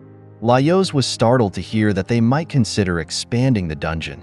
The lion chimed in, noting that this was where his expertise would be necessary. He acknowledged that while Marcel was exceptionally talented, her interest in the dungeon itself was almost non-existent. He was confident that Laios had observed the monsters Marcel had created, prompting Laios to reflect on this and agree. The lion elaborated that, given their current circumstances, the dungeon would be conquered before their dream could be realized. He warned that Marcel might be killed and he, the lion, could fall into the hands of another. He pointed out that the Canaries, who had been traveling the world to eliminate dungeon lords and seize control, were the most likely candidates to achieve this. Laios, curious about the lion's reference to the entire world, inquired whether the power in other dungeons also originated from him. The lion clarified that each entity in the dungeons is distinct, but they share memories, somewhat analogous to hairs. He described it as if, once you reach the roots of these hairs, you find they all connect to the same source. The lion expressed his desire for him to cease negotiations with the elves, describing them as motivated by fear of other races gaining power. He criticized the elves for their habit of confiscating and concealing things. Despite the troublesome nature of the Canaries, the lion was confident in the combined strengths of the group. Marcel's ideals, Laios' curiosity, Senchi's inquisitive nature, Chilchuck's experience, and Izutsumi's wild spirit, arguing that they need not fear the Canaries. He encouraged them to trust in their own abilities and proposed that they venture to the surface together. Faced with this suggestion, Marcel and Laios were uncertain, exchanging glances. Marcel then reached for Laios, asking if he would support her, expressing that with the group, she felt capable of overcoming any challenges. Laios turned to look at Senchi, Chilchuck, and Izutsumi, who appeared disinterested in the plan. Laios responded, admitting that he couldn't say he felt the same way. Marcel was taken aback by his answer. He explained to Marcel that their journey had led him to reassess his perspectives on many issues. Throughout their adventure, they had ended the lives of numerous monsters to save his sister, without regard for whether those creatures had provoked them. He reflected on the natural law of their world. For one thing to continue living, another must die. He acknowledged that the winged lion might have the power to alter these rules, but noted that changing rules can create rifts, which ultimately led to Thistle's downfall. Thistle's wish was for the Golden Kingdom to last forever, but that was not what Yod and the others desired. He further illustrated his point by mentioning that there are people who detest his favorite foods, highlighting that what is delightful to one may be disagreeable to another. Laios expressed his belief that it's impossible to create a menu that satisfies everyone. He gestured towards Marcel and likened her dream to attempting to force-feed the entire world with a menu she devised. While acknowledging that such a plan might eliminate starvation, he pointed out that it could also lead to considerable suffering. He confessed that seeing Marcel happy and smiling brought him comfort, and he was eager to do whatever he could to maintain her happiness. However, he was adamant that he did not want her to end up like Thistle. Laios firmly stated that he would not support her if she intended to use the dungeon's power to achieve her aims. Instead, he proposed that they should rescue Farlin and return to the surface with everyone else. Marcel was left stunned by his declaration. She couldn't believe it. Marcel firmly believed that her intentions were nothing like Thistle's. She clarified that she wasn't trying to make everyone immortal. Her aim was simply to broaden the possibilities available to everyone. Laios wished to discuss further, but she interrupted him, acknowledging his stance. She stated that she wouldn't compel him to assist her and requested some time to contemplate their conversation. She resolved to handle Farlin and the dungeon independently. However, she made it clear that she would not allow them to go over to the Canaries, doubting that the Canaries would aid in Farlin's revival and expressing concern that it would be like sending them to their death. She then ordered that they be taken into protective custody. Laios was surprised to discover that the man escorting him was Marcel's father. He politely expressed that it was a pleasure to meet him. Izutsumi remarked that Laios and Marcel's father looked strikingly similar. However, Laios remembered that her father had already passed away. After collecting Laios, the man also escorted Chilchuk, Izutsumi, and Senshi. Marcel reassured them, promising to protect Farlin, the dungeon, and everything else until it was safe outside. She advised them to prepare some food or something similar, then closed the door behind her. It was then that they realized, reflecting on the nature of the dungeon's power as something evil. Chilchuk was astonished that they had only now come to this realization. Inside the room, Chilchuk voiced his frustration, lamenting that they had escaped one dilemma only to find themselves ensnared in another. He expressed a desire to return to the surface, but Izutsumi pessimistically stated that it might never happen. Chilchuk asked her not to talk like that. As he knocked on the door, Laios reassured him, confident that it wasn't too late yet. He proposed that they should try to ram the door and break it open. Laios enlisted Senshi's assistance for this plan. Just as they counted to 3 and charged, the door swung open, revealing Marcel's father blocking their exit. He swiftly grabbed them and tossed them back inside before shutting the door again, standing guard silently in front of it. Izutsumi pondered the nature of the man blocking their way. Laios recalled Marcel's claim that this was her deceased father, but he speculated that the figure might be a monster capable of mimicking human form. Curious, Laios approached and poked his nose, wondering aloud whether he might be a succubus, a shapeshifter, an ooze, or a mirror entity. Suddenly, the man spoke, introducing himself as Donato. He explained that he was responsible for recording and preserving the history of the region. The group was surprised to hear him speak. When Chilchuk questioned whether he was a real person, Donato simply repeated his introduction. Izutsumi expressed her skepticism about his authenticity, a sentiment Laios shared, asserting confidently that the man must be a monster. Laios scrutinized him closely and reasoned that because he took the form of a person unknown to any of them, he differed from the shapeshifters or succubi they had encountered previously. He noted that Donato seemed to have a solid and definite form, ruling out the possibility of him being slime. He also appeared tangible and real, which suggested that they were not experiencing a dream or illusion. Laios then deduced that the most plausible explanation was that Donato was a doppelganger. He detailed that a doppelganger is a monster known for copying the appearance of other living creatures and is infamous for its attempts to kill the original to take its place. Laios mentioned that if they had a mirror, they could effectively confront him, but they were in a kitchen. They began searching for something reflective. Chilchuk pointed out that pots or knives worn from years of use wouldn't be sufficient. They even tried using a bowl of water, but that proved ineffective as well. Meanwhile, Izutsumi peered through the window, assessing whether it could serve as an escape route, but found it too sturdy. Observing the outside, she considered the possibility of climbing down the trunk to escape. Though she noted the men with her likely couldn't manage such a feat, she then called everyone over to take a look outside themselves. Laios was surprised to see commotion outside. It was swarming with monsters. It appeared that Marcel was preparing for a confrontation with the Canaries. Chilchuk sensed that the situation was escalating into something seriously dangerous. Laios was sure that they needed to intervene to stop Marcel. He glanced at Donato and they all, except Chilchuk, attempted to attack the doppelganger, but their efforts proved futile against Donato's overwhelming strength. Senshi then proposed an alternative strategy. Rather than trying to escape the room, he suggested they try to lure Marcel inside. Pointing out that it had been a while since their last meal, he speculated that Marcel might be getting quite hungry. Given that the kitchen was well stocked, he recommended using the aroma of cooking food as bait to draw her in. Laios praised Senshi for his clever idea. However, Izutsumi was skeptical, doubting that Marcel would be easily deceived by such a tactic. Senshi clarified that he didn't believe a mere plate of food would capture Marcel's attention. They needed to prepare a dish that was irresistibly appealing, akin to catnip for a cat. Laios and Chilchuk began to consider which dishes might be enticing enough, perhaps even her favorite foods.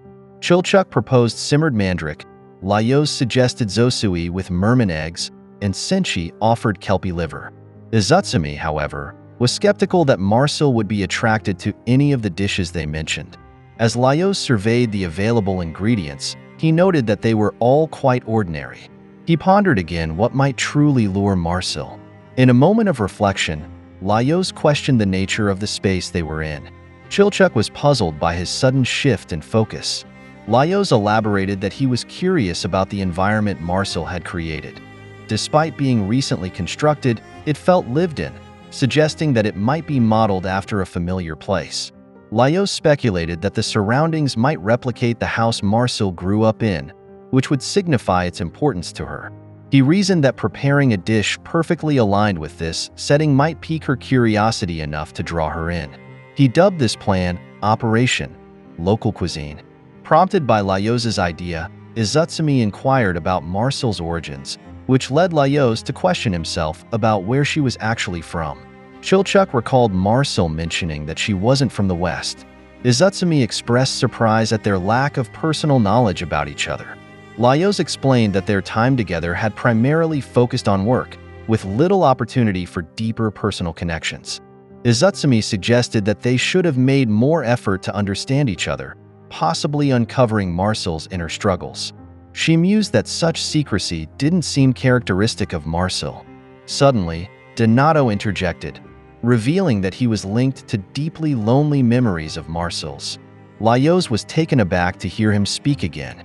Donato explained that individuals with mixed heritage from long-lived and short-lived races often experience varied growth rates.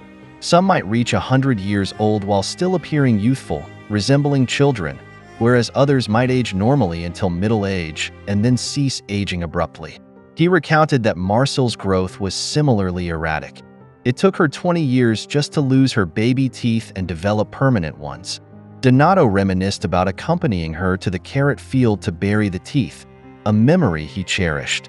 Chilchuk was surprised by the notion of burying teeth in a field, pointing out that the custom was typically to toss them into a rabbit's burrow. Senshi offered a different tradition, suggesting that teeth should be hidden under one's shoes, while Izutsumi mentioned that she had thrown hers into the river. Each shared their unique customs related to the disposal of lost baby teeth. Laios speculated that burying teeth might be a custom from the northern continent, noting that in his case, it had been an onion field. He considered that listening to these reminiscences about the past could provide clues about Marcel's origins. However, Izutsumi pointed out that this approach might take too long and suggested they directly ask for the information they needed. She inquired about the kind of food Marcel liked as a child, but realized that Donato wasn't paying attention to their questions. Donato then shared that Marcel was born when he was already advanced in age. She learned to speak at an early age, but it took her many years to become physically active enough to run around. This delayed physical development resulted in difficulties being accepted into schools. Consequently, she spent much of her early years surrounded predominantly by adults from short-lived races, alongside chickens and books, which shaped her unusual childhood. Suddenly, Senshi began peeling an onion. Laios queried whether he had already decided on the dish he planned to prepare. Senshi explained that he was starting with the broth, emphasizing its fundamental role in cooking. He listed potential ingredients like vegetables, herbs, mushrooms, meat, and seafood, noting that while many components could vary, it was the broth that imparted a distinct, regional flavor to a dish. Drawing on the previous conversation, Senshi surmised that vegetables and chicken were likely staples in Marcel's region, making the broth a versatile base that could be used in various dishes, thereby justifying its early preparation. Senshi then suggested that Laios encourage Donato to continue sharing stories. Donato recounted a year when he fell ill and struggled to swallow food. Marcel, concerned for him, prepared a meal secretly, He posed a question about the nature of this meal before revealing that it was a large pot of pasta, simply seasoned with a light sprinkle of salt. Marcel was thrilled to serve the pasta she had made for him. However, Donato admitted that although he feared it might kill him due to his condition, he managed to eat the entire dish. Laios initially commented that it sounded like a really painful experience, but quickly corrected himself to describe it as a beautiful story instead. Taking a cue from the conversation, Laios turned to Senshi and simply said, "Pasta." With this new direction, Senshi announced he would start making noodles. He recognized, however, that pasta comes in many varieties and expressed a desire to know more about the specific seasonings and ingredients that Marcel had used. Appreciating the value of Donato's insights, Senshi encouraged Laios to keep the conversation going, hoping to gather more detailed information to guide his cooking. Chilchuk attempted to inquire about popular dishes from their area, but Donato did not respond. Laios explained that Donato was a creature created from memories, implying that questions needed to be connected to what Marcel could recall. Pivoting, Laios then asked about his wife's signature dish. Donato responded enthusiastically, describing his love for the roast pork his wife prepared. She seasoned the pork with herbs, tied it with twine, and roasted it slowly. Donato reminisced that this was one dish he could never tire of, recalling how he used to be quite a glutton. However, as age and illness caught up with him, his ability to consume various foods diminished, and he gradually began to decline. Donato shared that his wife was generally cheerful, but became deeply distressed when he could no longer eat his favorite dish. This incident marked the last time she showed such intense emotion. He believed this event had a significant impact on Marcel, who primarily remembered him in his later years, marked by illness and frailty. After his death, his wife spoke to their tearful daughter, explaining that she operated at a different pace from everyone else. She cautioned Marcel that she would have to endure watching others pass away before her. This revelation surprised Laios. Donato revealed that it was at that point his daughter began to develop an interest in human lifespans, coinciding with the time she first spoke about her particular dream. This information helped Chilchuk piece things together. Meanwhile, Senshi suggested incorporating roast pork into the pasta dish, which left Chilchuk astonished by his line of thought during such a discussion. Laios recalled a moment when he had entered Marcel's dream, where he had encouraged her to persevere and have faith in herself, telling her that she could achieve anything if she wanted it badly enough. Reflecting on this, Chilchuk turned to check on Laios, who then asked if Chilchuk could remember the time when Marcel was tormented by nightmares, prompting him to enter her dream to rescue her. Laios mentioned that the incident had completely slipped his mind since it occurred within a dream, but reflecting on it, he realized he might have inadvertently encouraged Marcel's current path. He remembered how Marcel had been terrified at the prospect of outliving those she cared about, and he had tried to comfort her by suggesting she could find a way to cope. Laios confessed that he was the one who placed that book in her hands, acknowledging his role in her steadfast behavior. However, Chilchuk responded that if Laios was willing to go that far in accepting blame, they might as well consider it Marcel's parents' fault for having her in the first place. Chilchuk reasoned that he didn't blame Laios entirely, suggesting that they all shared some responsibility for not knowing Marcel better. Or perhaps even Farlin could be at fault for becoming Marcel's friend and influencing her life. Suddenly, a tantalizing aroma caught their attention. Laios was eager to see what Senshi had prepared, and Senshi proudly presented the dish, which he dubbed Marcel's local cuisine. Chilchuk and Laios were thrilled, while Azutsumi asserted that something was definitely off. She argued that the dish bore no resemblance to the local cuisine described in Marcel's memories, expressing disbelief that it could even be classified as a pasta dish. She suggested alternatives like lasagna or penne arrabbiata with meat sauce. Their surprise at Azutsumi's sudden critique was interrupted by a knock on the door. The door swung open to reveal Marcel, who looked visibly annoyed. She mentioned she was checking to see if they were up to anything suspicious. Laios wondered aloud whether it was not the aroma of the food that had drawn her there after all, pondering the real reason for her visit. Marcel couldn't resist her curiosity about the food they had prepared. Consequently, they all sat down at the table and shared a meal together. Both Laios and Marcel enjoyed the dishes, as did Senshi and Izutsumi, with Senshi busily serving up more food. Observing Marcel as she savored her noodles, Laios inquired how it tasted, and she replied that it was delicious. Laios then brought up a memory of a past meal they had shared with Yad, reflecting on how the dungeon's power had granted them immortality but had not brought them happiness. He pointed out that the same was true for Thistle, suggesting that perhaps the dungeon's power might not be a positive force. He began to say more, but Marcel quickly finished her meal, slammed her bowl down on the table, thanked them for the food, and mentioned she was in a rush and needed to leave immediately. Laios attempted to stop Marcel from leaving, but Donato blocked the door. Laios tried to push him aside, but Donato's strength easily overpowered him, resulting in Laios being thrown against the table. He then called on Senshi and Izutsumi to help restrain Marcel's father, but it quickly became clear that they were no match for Donato in terms of sheer strength. Laios lamented the absence of a mirror, which would have been useful in this situation. Scanning the room for something to use, Laios noticed the bowl that Marcel had used. Observing that she had polished off every last speck of food and even drunk all the soup, he was struck by how hungry she must have been. This observation led him to consider using the bowl itself in their efforts. While Donato was engaged in a struggle with Izutsumi, Laios seized the opportunity to distract him by pointing out the bowl. He positioned the bowl in front of Donato's face, and suddenly, Donato underwent a dramatic transformation, morphing into what resembled an octopus. Chilchuk was astounded at the sight, unable to believe that this was Donato's true form. Laios explained that Donato was indeed a doppelganger, specifically a type of mollusk that typically resides on the surface. He described how it utilizes its elongated limbs and color-changing abilities to mimic other living creatures. Laios further clarified that presenting it with a mirror causes the doppelganger to attempt to mimic its own reflection, which triggers a reversion to its original form. Once returned to its original state, Donato was essentially just a particularly strong octopus. With the obstacle now removed, they focused on pursuing Marcel. However, since she noted that Izutsumi was still eating, Laios suggested that she could continue her meal as they moved. With that, they quickly exited.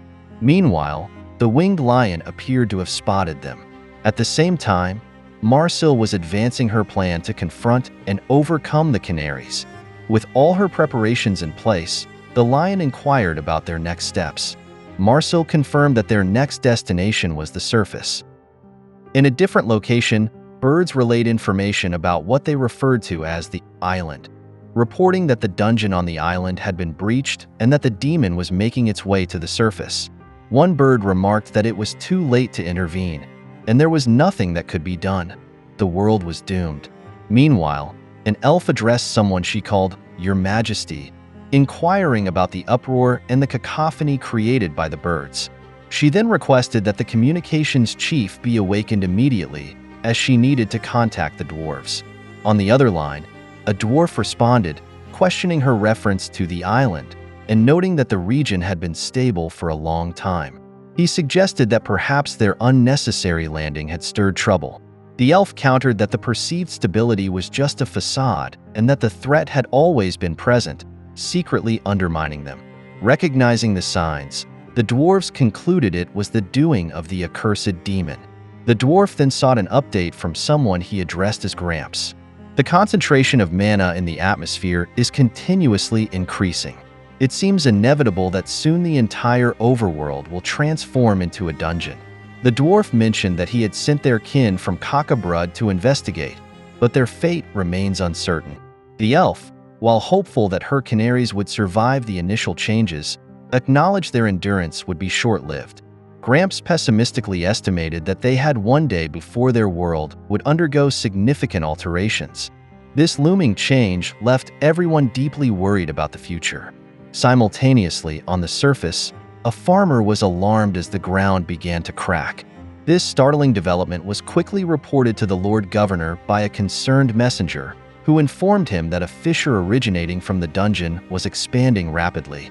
He warned that at this pace, the entire island might soon be engulfed. More reports flooded in, with one stating that a military regiment from Cockabrud had requested permission to land. They warned that without a swift response, they would disembark immediately upon reaching the shore. Another update came from the merchants, who were requesting additional security on the surface. Meanwhile, someone else described the chaos at the harbor, where the heavy traffic had resulted in ships colliding with one another.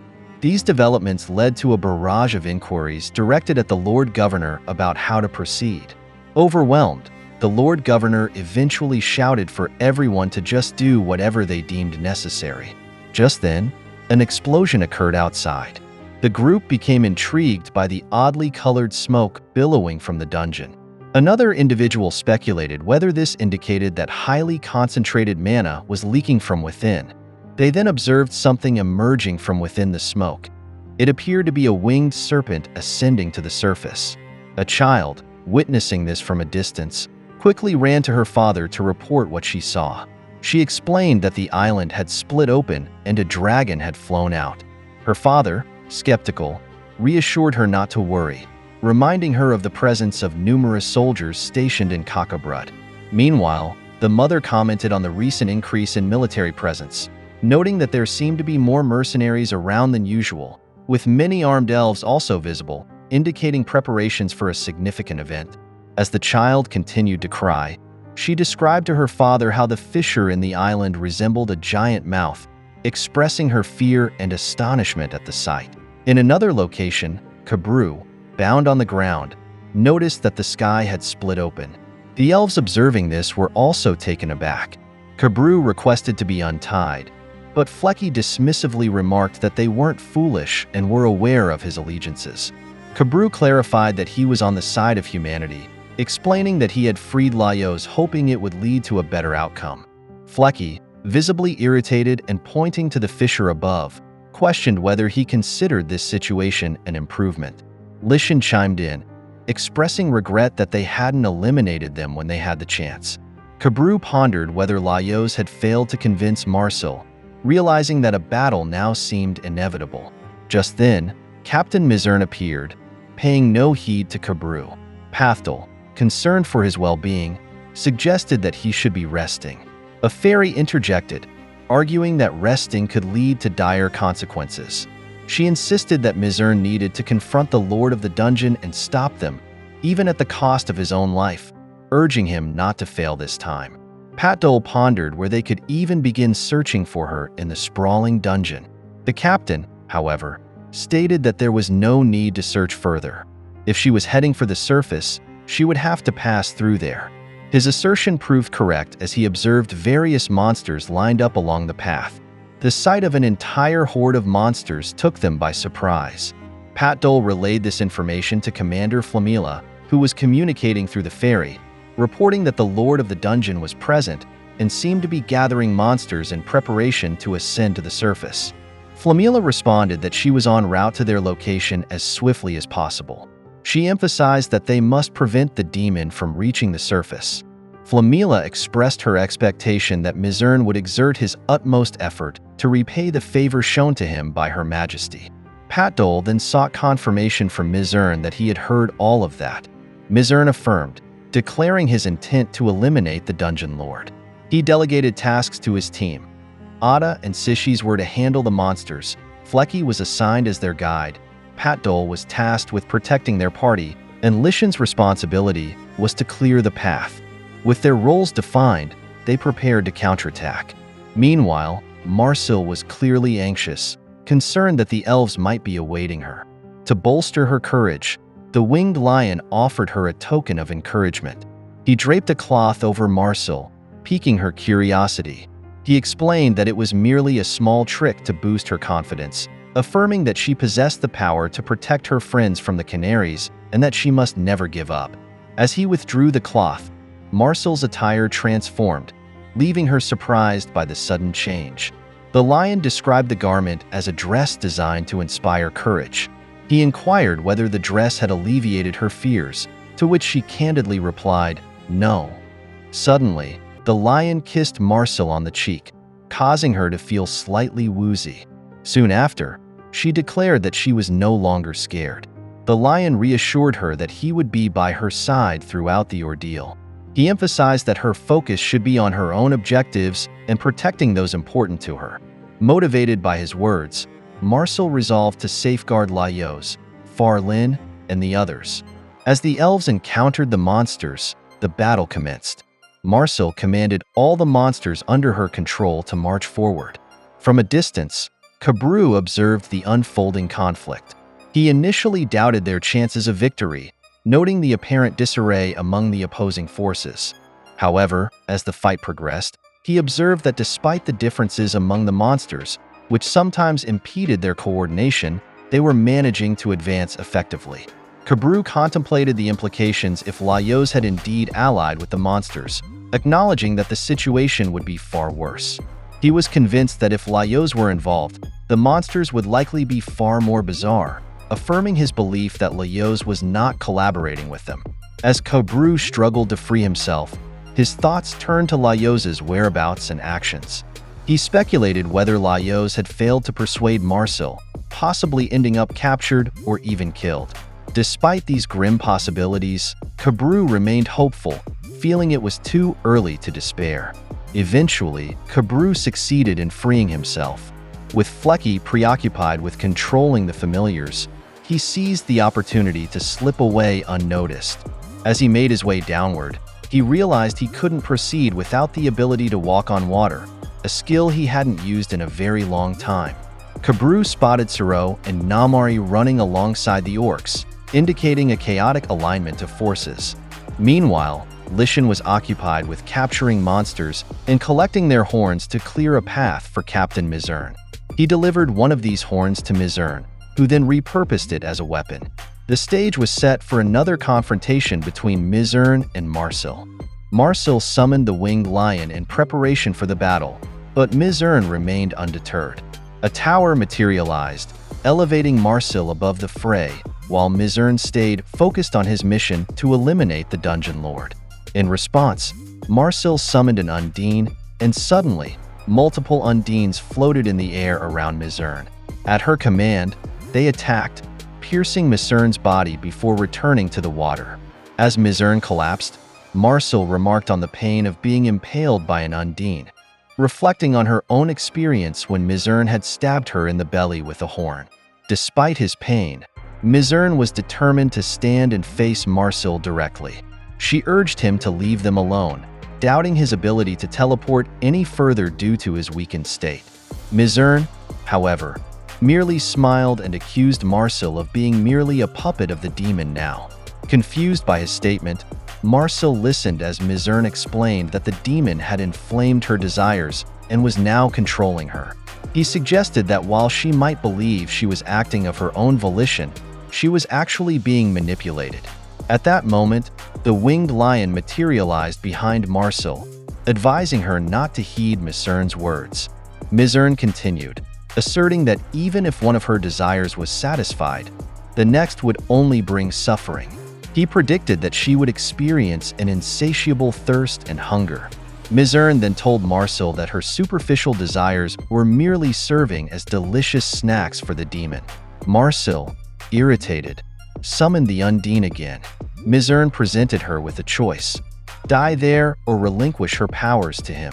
Marcel questioned what would happen to her friend if she chose to give up her powers, specifically asking if Mizurn would revive her friend instead. She declared her refusal to surrender her powers, stating her intent to use them to realize her dreams and save her friend. Mizurn concluded that she had chosen death. He charged toward her, undeterred by the Undine blocking his path, and surprisingly managed to teleport, catching Marcel off guard. He reappeared behind her wielding the sharp horn, but the winged lion intervened, protecting Marcel. Realizing his defeat, Mizurn accepted his failure. At that moment, Marcel unleashed an explosion spell that struck his head, causing him to fall from the tower. The elves watching were astounded by the turn of events, unable to believe their captain had met such a fate. Even Namari and her companions were taken aback by Marcel's actions. Lishan, too, was caught off guard, succumbing to the belief that they had been defeated. In that moment of distraction, a monster seized the opportunity to stab him in the back. A similar fate befell the others. Each of the canaries was overcome by the monsters that Marcel had summoned. The power of the dungeon was truly terrifying, and it was clear that Marcel was deeply ensnared by it. Even the canaries found themselves in a dire situation due to the onslaught of the monster army. Though in pain, Lichen considered retrieving his captain's body before the water walk spell expired. Sishis and Ada faced similar dilemmas. However, Lichen prioritized rescuing Pathel first. He then questioned the whereabouts of Flecky and realized that their group had been utterly defeated. Lichen clung to the hope that other squad members might be revived, though he acknowledged that the likelihood was minimal. As several more monsters advanced towards him, Lichen, resigned to his fate, closed his eyes in acceptance. Unexpectedly, a giant mushroom intervened, blocking the monsters to protect him. The mushroom brandished a sword, its swift movements warding off the attackers. This unexpected turn of events left Lichen astonished. Suddenly, the walking mushroom seized Lichen. He speculated that these might be a new variety of mushroom, capable not just of walking but running. Nearby, Suro and Namari were stunned by the unfolding events. Namari pondered if Marcel had allied with the monsters to wage war against the elves. Just then, Suro spotted them approaching and urged readiness for battle. However, to their astonishment, it was Laios and his group. Namari remarked humorously that they looked ridiculous with their faces protruding from the disguises. Laios clarified that the disguises were a strategy to avoid detection by Marcel's vigilant eyes. He shared that these makeshift camouflages had enabled their safe passage all the way to their current location. Namari then inquired about Marcel, who was now leading a monster army and had even caused a dramatic death. Laios responded by explaining that Marcel had become the dungeon lord, or more accurately, she had been coerced into assuming the role of dungeon master. As he removed his mushroom disguise, he reflected that if not Marcel, he himself might have been the next dungeon lord. Namari asked if the elves had forced Marcel into this position. Laios clarified that while the elves were a significant influence, they were just one of many factors that contributed to the situation. He elaborated that they had attempted to choose a better path, but he suspected they had been manipulated into their roles from the start. After reflecting on the situation, Laios concluded that perhaps the power of the dungeon was not beneficial after all. This revelation surprised everyone, and Kabru responded, pointing out that he had been trying to convey this exact point to Laios all along.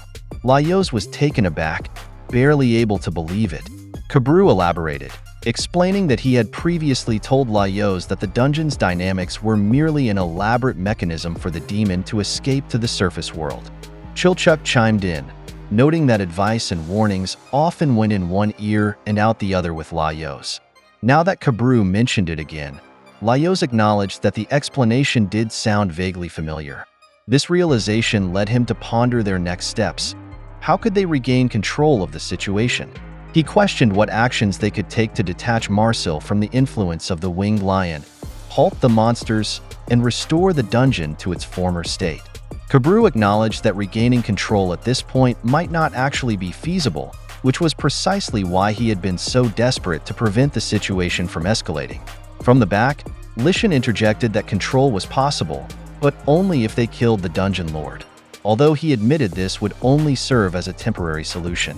Given the extent of the current crisis, he noted that the demon would do everything within its power to protect the dungeon lord, making any attempt to stop her nearly impossible. Laios, unable to accept that their only option might be to kill Marcel, paused to consider another approach. He then proposed the idea of directly defeating the demon itself. This plan, bold and unexpected, surprised everyone present. Lichen clarified that demons are not merely another species of monsters. They are not living entities from their world. He explained that demons are manifestations of a substance leaking from a dimension known as the infinite. As Laios applied a healing spell to Lichen, he simplified the concept further, suggesting it might be easier to think of demons as mana itself. He pointed out that all the monsters they've encountered, the buildings, and even the ground beneath their feet, are extensions of the demonic presence. Looking around to take in the full scope of their predicament, Laios absorbed this revelation. Standing up, Lichan expressed his skepticism about the feasibility of defeating it. Wishing Laios good luck with a hint of resignation, Lichan announced his intention to leave the area to retrieve the bodies of his squad members before the water walk spell expired, noting that it would become considerably more difficult to do so afterwards. Namari glanced at Suro and expressed to Laios that their entire discussion was beyond her understanding. She suggested that while they handled the monsters, Laios should focus on bringing Marcel back to her senses. Laios acknowledged this but noted the difficulty, explaining that he had tried various methods to reason with Marcel, yet she remained unresponsive. As Laios began to detail his experiences with the previous Dungeon Lord, Namari interrupted him abruptly, urging him to resort to more direct action. She suggested that perhaps he should let his fists do the talking, implying that a more forceful approach might be necessary to snap Marcel out of her current state. With that, Namari leaped onto the water and called for the others to follow her, leaving Laios and the rest momentarily speechless at her decisiveness. Chilchuk raised the question of why Kabru was allowed to stay behind. Kabru confessed that he wasn't much use in fights against monsters. Laios commended him, noting that recognizing one's own limitations was an admirable trait. Chilchuk, pondering their situation, suggested that if defeating the demon was out of the question, they needed to devise a strategy involving Marcel directly.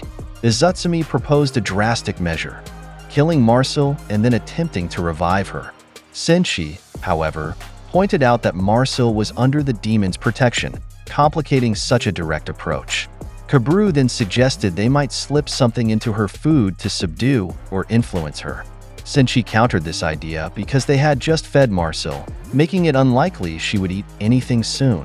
With these options tabled and found wanting, all eyes turned to Laios, looking to him for a viable plan. Meanwhile, the situation escalated as several red dragons and a multitude of other monsters appeared. Chilchuk conveyed to Laios the gravity of their predicament, emphasizing the urgency and lack of time to deliberate their next steps.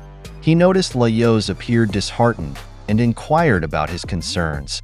Laios confessed his confusion, admitting his uncertainty on how to proceed. He explained that while they needed to confront Marcel, the true challenge lay in dealing with the demon, which was not a living entity. It lacked instincts, behavior, and physical form. No flesh, bones, or blood to target. Laios stressed that they couldn't kill it or diminish it by any conventional means. He struggled to understand the demon's motivations and was unable to anticipate its next moves. His frustration was evident as he admitted his inability to devise a plan.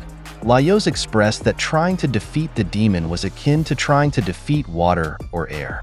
Amidst the tension, an eerie laughter echoed from Kin Su-kei. Reacting swiftly, Laios drew his sword, only to notice something amiss. The sword transformed, startling him by grabbing his hand. The winged lion then revealed its affection for Laios and apologized for its rude eavesdropping, explaining that Marcel had sent him to check on their progress. The lion then suggested that if Laios truly wished to end the chaos, there was a feasible path. He could become the lord of the dungeon himself. By assuming this role, he would have the authority to articulate his desire to end the chaos enveloping them. Laios reflected, noting that Marcel, who was far smarter than him, had succumbed to the overwhelming situation. He expressed concern that he would quickly end up serving the demon's purposes if he assumed the role of Dungeon Lord. In response, the winged lion clarified that it does not give orders to humans. Rather, the current turmoil had begun as a result of Marcel's own wishes. Furthermore, the lion shared he harbored no desire to destroy humanity. On the contrary, he aimed to bring joy to all mankind. Laios accused the lion of lying, but the lion insisted on the truth of his words. He confessed to not understanding his own motivations, but acknowledged a profound affection for human desires. The lion explained that when humans fulfill their desires, he too experiences a deep sense of fulfillment. The winged lion elaborated on his ambitions, expressing a desire to fulfill the wishes of every human worldwide. However, he noted significant constraints on his ability to do so. Once a person's wish is granted, that wish ceases to exist, or fulfilling one person's wish might prevent the fulfillment of another's. Thus, the lion expressed his radical solution: to engulf the entire world. Inside himself, he believed he could eternally satisfy everyone's desires. Laios admitted he was struggling to grasp the lion's explanation. Responding to this confusion, the lion offered to simplify the concept into more relatable terms. He asked Laios about his favorite food. Laios provided his response, and his companions chimed in with theirs. Chilchuk favored the stout from Kringley Brewery, Senshi preferred hippogriff soup, and Izutsumi enjoyed crab. The winged lion illustrated his point by asking them to imagine the moment they take a bite of their favorite food, the instant it fills their stomach. He noted that regardless of the dish, once it's consumed, it's gone. He likened this to human experiences where the peak of happiness, whether at the birth of a child, the moment of union with a loved one, or the realization of a cherished desire, is fleeting. These moments of intense joy, he explained, inevitably diminish over time. However, the winged lion proposed a different reality within his own being. In his realm, he claimed, the concepts of time and depletion do not exist. There would be no contradictions or unfairness. People could harbor desires indefinitely without ever growing weary of them. He described this as an eternal, perfect joy that he could offer to all humanity. All of them were taken aback by the lion's declaration. Chilchuk questioned what possible good could come from such a scenario. Senshi labeled it blasphemy, while Yod, alongside Izutsumi, struggled to accept its plausibility. The lion expressed a melancholy resignation, admitting that he could not realize his own dream independently. He explained that he must wait for someone who shares his vision to express that wish of their own volition. He expressed his hope that Laios might be that person. Laios then understood the core of the lion's nature. Its instinct is driven by a desire to eternally experience human desires.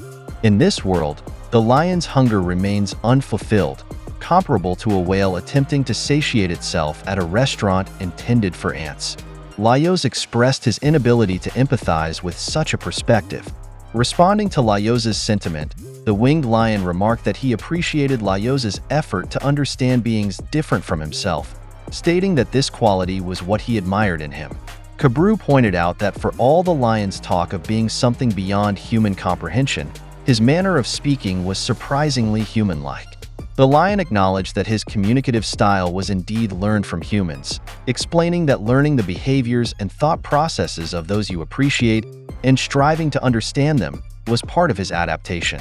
He posed a question to Laios, asking if he related to this approach. Kabru dismissed it as foolish, expressing frustration with what he considered a waste of time listening to a con artist's prolonged speech. He declared his intention to go assist everyone else, admitting his own perceived uselessness but resolved to do his best regardless. Kabru expressed his anticipation of the lion's next move, predicting that the lion would present a seemingly appealing solution to his problems while manipulating the safety of his friends and sister to coerce a decision. Previously, Kabru might have feared choosing the other side, but he now felt confident in his decision to stand by their side. As Kabru left, he was consumed by uncertainty. The apparent only solution was to kill Marcel, yet he questioned whether Laios would truly be capable of such an act. He recalled Laios's drastic action against his sister, which gave him pause, yet his concern lingered over the consequences that would follow such a decision. During his departure, Kabru observed orcs encircling the elves, with Lishan acting as Flecky's protector. Quickly intervening, Kabru clarified that they were not enemies. He informed them that the elf was part of the surface forces and that the orcs were not under the dungeon's influence. Lishan was taken aback by this revelation. Kabru emphasized that the current priority was unity. They needed to collaborate to prevent the monsters from advancing further. Suddenly, Kabru heard someone call his name. Turning around, he was surprised to see Lin and his party members. He questioned how they managed to descend so far into the dungeon. Lin explained that the dungeon's architecture had undergone significant changes, and Home added that the surface was now practically directly above them. Realizing the implications, Kabru understood that any monsters escaping to the surface would pose a direct threat.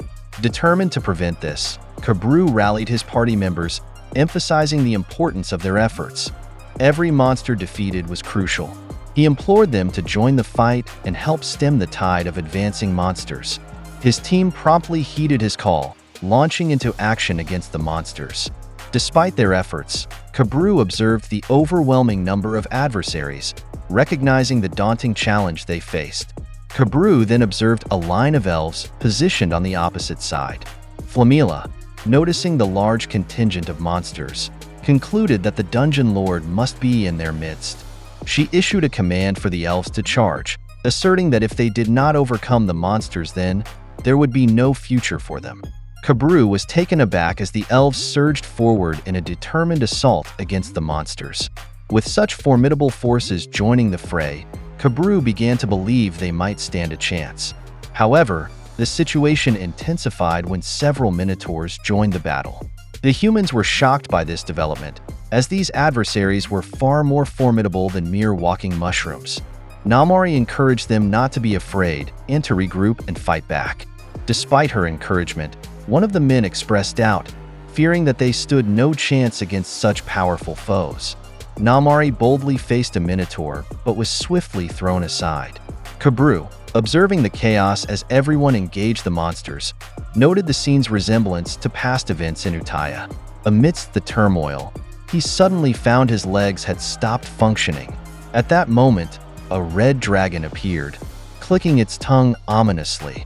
Lin urged Kabru to run, but immobilized, he could do nothing.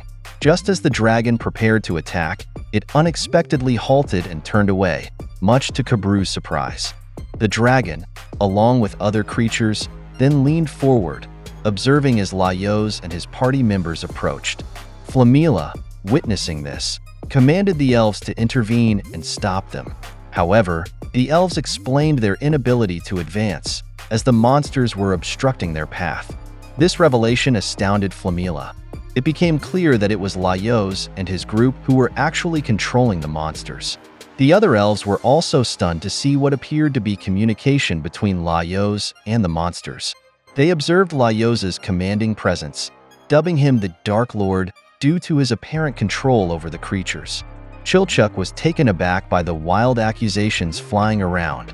Laios reassured him not to be concerned, confident that the misunderstandings would eventually be resolved. Noticing Laios' slight embarrassment and enjoyment of this, Chilchuk pointed out that he shouldn't be taking pleasure in the situation. Nevertheless, Laios proceeded towards the tower where Marcel was located. Upon finding the entrance, he paused to look back at his companions, indicating his intention to enter. Senshi and the others hesitated, remaining outside, prompting Laios to plead with them to join him inside. As they entered, Chilchuk voiced his discomfort about the cold. Laios, intent on finding Marcel, was asked by Chilchuk to create some light as the darkness was stifling. When Laios conjured a magical light, he was startled to find his sister there, frozen solid. The group was equally shocked to see Farlin preserved in ice.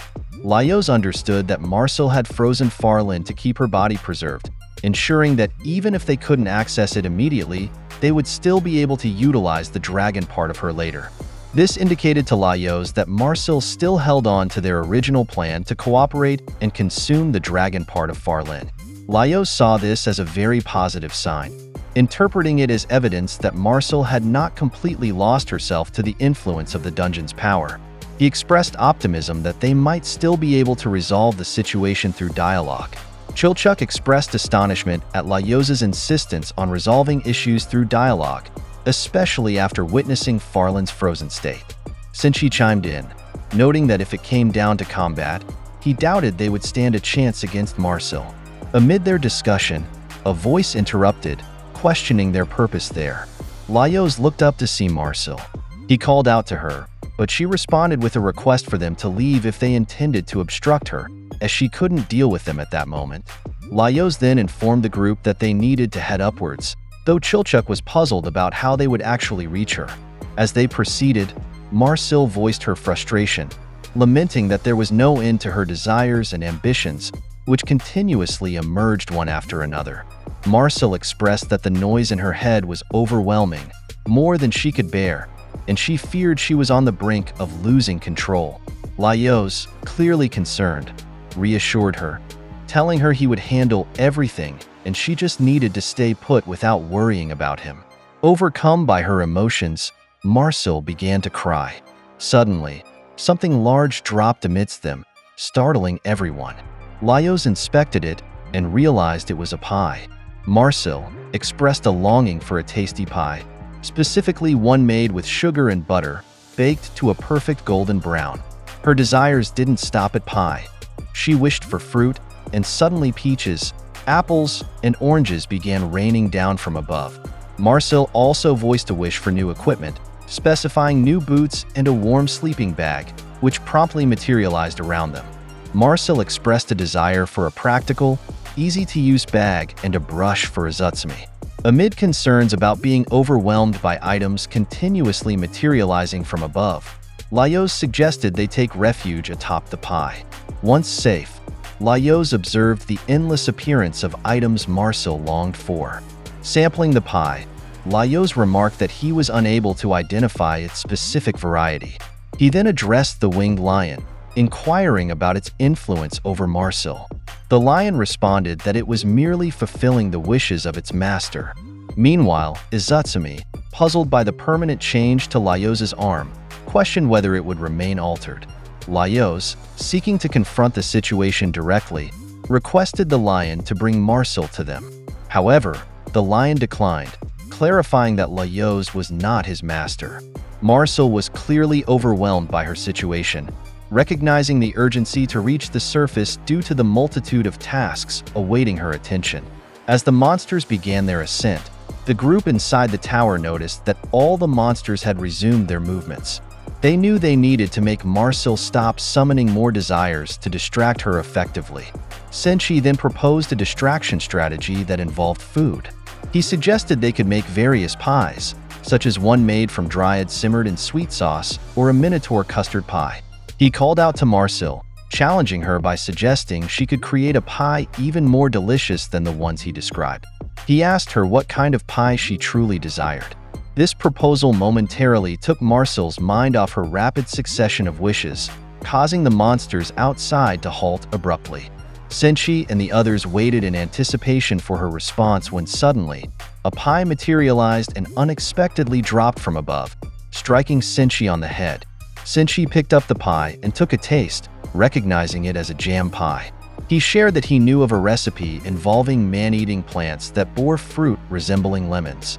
This fruit, he explained, had a unique aroma combining citrus and floral notes, with a complex depth that made it particularly distinct. Although extremely bitter, the fruit could be transformed into something delightful by simmering it with sugar. Regrettably, they had not encountered any of these plants during their journey, but he promised Marcel that one day he would make her a pie using this fruit. As they spoke, several more pies dropped from above, with one emitting a lemon-like scent, confirming Marcel's desire for the flavor. Seizing on this, Laios proposed another idea, a meat pie. He reminisced about a time when they had roasted red dragon meat and Senshi had expressed regret that he hadn't been able to create something even tastier from it. Laios pondered whether transforming it into a pie might make it delicious, suggesting this as a potential dish to satisfy Marcel's cravings. Senshi enthusiastically agreed that it was an excellent idea to create a meat pie. He described how they would mince the meat, combine it with onions and carrots, and then encase it in dough. This method would seal in the savory flavors of the vegetables and the juices of the meat, resulting in a delicious pie. Laios added that they should use the largest ingredients available to enhance the dish further. As they discussed the recipe, Marcel listened, and then suddenly, the vegetables required for the pie fell from above. Seeing this, Laios turned to his companions and then posed another request to Marcel, suggesting that just the pie wasn't sufficient. He called for aesthetically pleasing silverware, comfortable chairs, and more to enhance their dining experience. In response to Laios' flurry of requests, Marcel suddenly expressed a wish for her father to also enjoy Senshi's cooking. To their astonishment, figures resembling Marcel's parents then descended from above, landing amongst them. Laios, upon closer inspection, realized they were doppelgangers, which took him by surprise. Senshi recognized that the appearance of doppelgangers wasn't helpful and urged the others to redirect Marcel's focus.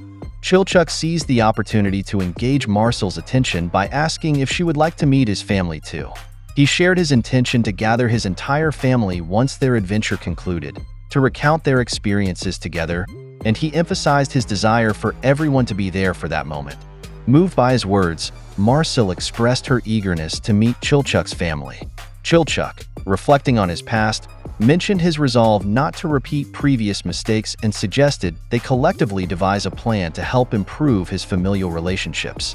He stressed the importance of Marcel's assistance in crafting this plan, explicitly requesting that she avoid bringing any monsters to ensure his family's safety. In response to their conversation, an array of flowers and jewelry suddenly materialized, subtly changing the atmosphere and indicating Marcel's shifting focus towards more peaceful, celebratory elements. Senshi observed that Marcel's intention might be for Chilchuk to present those flowers and trinkets as gifts. Chilchuk then turned to Izutsumi, encouraging her to make a suggestion. Finding herself at a loss for ideas, Izutsumi instead requested a rowboat, explaining that since her body's condition seemed permanent, she might as well seek revenge on the person responsible. Furthermore, she disclosed that she had acquired a new companion, a talking doll named Yod, whom she described as a pitiful figure whose soul had become entangled with that of a doll. Izutsumi shared her plan to sail across the sea and embark on a quest to defeat the Dark Mage. Chilchuk, curious about this new development, inquired how she had come to befriend such a unique companion. Izutsumi revealed that she had encountered Yod at the Mad Sorcerer's abode. At the mention of the doll's name, a realization dawned on Chilchuk, prompting a moment of surprise as he connected the dots about the identity of her doll.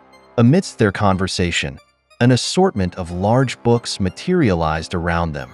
Izutsumi, however, continued to search for her anticipated rowboat, but instead, Marcel provided maps, nautical charts, and an assortment of books on ethics and morals. Perplexed and slightly annoyed, Izutsumi questioned whether Marcel was mocking her. Laios, contemplating the possibilities of wielding power that could fulfill any desire, mused aloud about how entertaining it would be to craft a world tailored to one's preferences, likening it to an all-you-can-eat feast featuring only one's favorite dishes. Seizing a tentacle nearby, he playfully spun around with vigor and then strategically released the mollusk toward the book pile. Taking advantage of the momentary chaos, Laios clung to the tentacle to hoist himself upward. As he ascended, he declared that in his ideal world, there would be no squid or octopus, foods he found unpalatable and associated with unpleasant memories, underscoring his distaste for these creatures. As Laios ascended, he remarked that Marcel would dislike such a banquet. She acknowledged his point, but countered with the possibility of altering people's preferences using her powers. Laios, looking her directly in the eye, questioned if that was truly her desire. He stepped on Senshi's head to gain height, reaching closer to Marcel, who pleaded with him not to come any closer. In response, squid and octopus began to rain down from above, one landing squarely on Laios' head. He challenged her, suggesting she use her powers then and there to remake these creatures in a manner that suited her ideal, including transforming Farlin back to her original state. Laios expressed his understanding that Marcel had recognized the corrupting nature of such power. He described a perfect world devoid of anything unpleasant or inconvenient, asserting that true happiness could not thrive in such environment. As he finally reached Marcel's level, he urged her to relinquish her control over the destructive powers. Despite his pleas, Marcel, overwhelmed and frustrated, repeatedly told him to be quiet, her shout causing him to halt momentarily in his discourse. Marcel confessed that she never intended for things to escalate to this point. Her original goal was to study the reasons behind the lifespan disparities among races, hoping that if she could extend these lifespans by even a decade, she would consider it a significant achievement. However, she realized something pivotal during their adventure. At her current pace, by the time 100 years had passed, there would be no one left, rendering her efforts futile. Marcel expressed her simple desire to live out her life alongside her friends. She questioned whether it was wrong to wish for the power to stave off death, just to ensure she could continue sharing her life with them. Laios reflected that in their daily meals, they've consumed a variety of foods, some delightful, others not so much. They've slain numerous creatures and narrowly escaped death themselves. As Senshi and the others joined them at the summit, Laios continued, emphasizing that their journey had its share of hardships but also moments of enjoyment. He began to reveal the initial catalyst for their adventures, but was interrupted by Marcel, who pleaded with him not to continue. Nevertheless, Laios insisted that they acknowledge a painful truth. Their exciting adventure would never have begun if Farlin hadn't been consumed by the dragon. Chilchuk chided Laios for his lack of tact in his remarks. Senshi offered a practical solution, suggesting that if Marcel craved something, he could teach her to make it so she could enjoy it anytime. Izutsumi, expressing her weariness of their current location, encouraged them to return to the surface as she had other ambitions to pursue. Marcel considered their suggestions thoughtfully. Laios pointed out that they had long known how to extend life without relying on the winged lion. By eating a balanced diet, Chilchuk recommended reassessing their daily routines, and Senshi emphasized the importance of regular exercise. Surprised by their collective enthusiasm, Marcel was visibly moved. A tear rolled down her cheek and soon she was weeping uncontrollably, embracing Laios in a cathartic release of emotion, signaling a moment of relief for them all.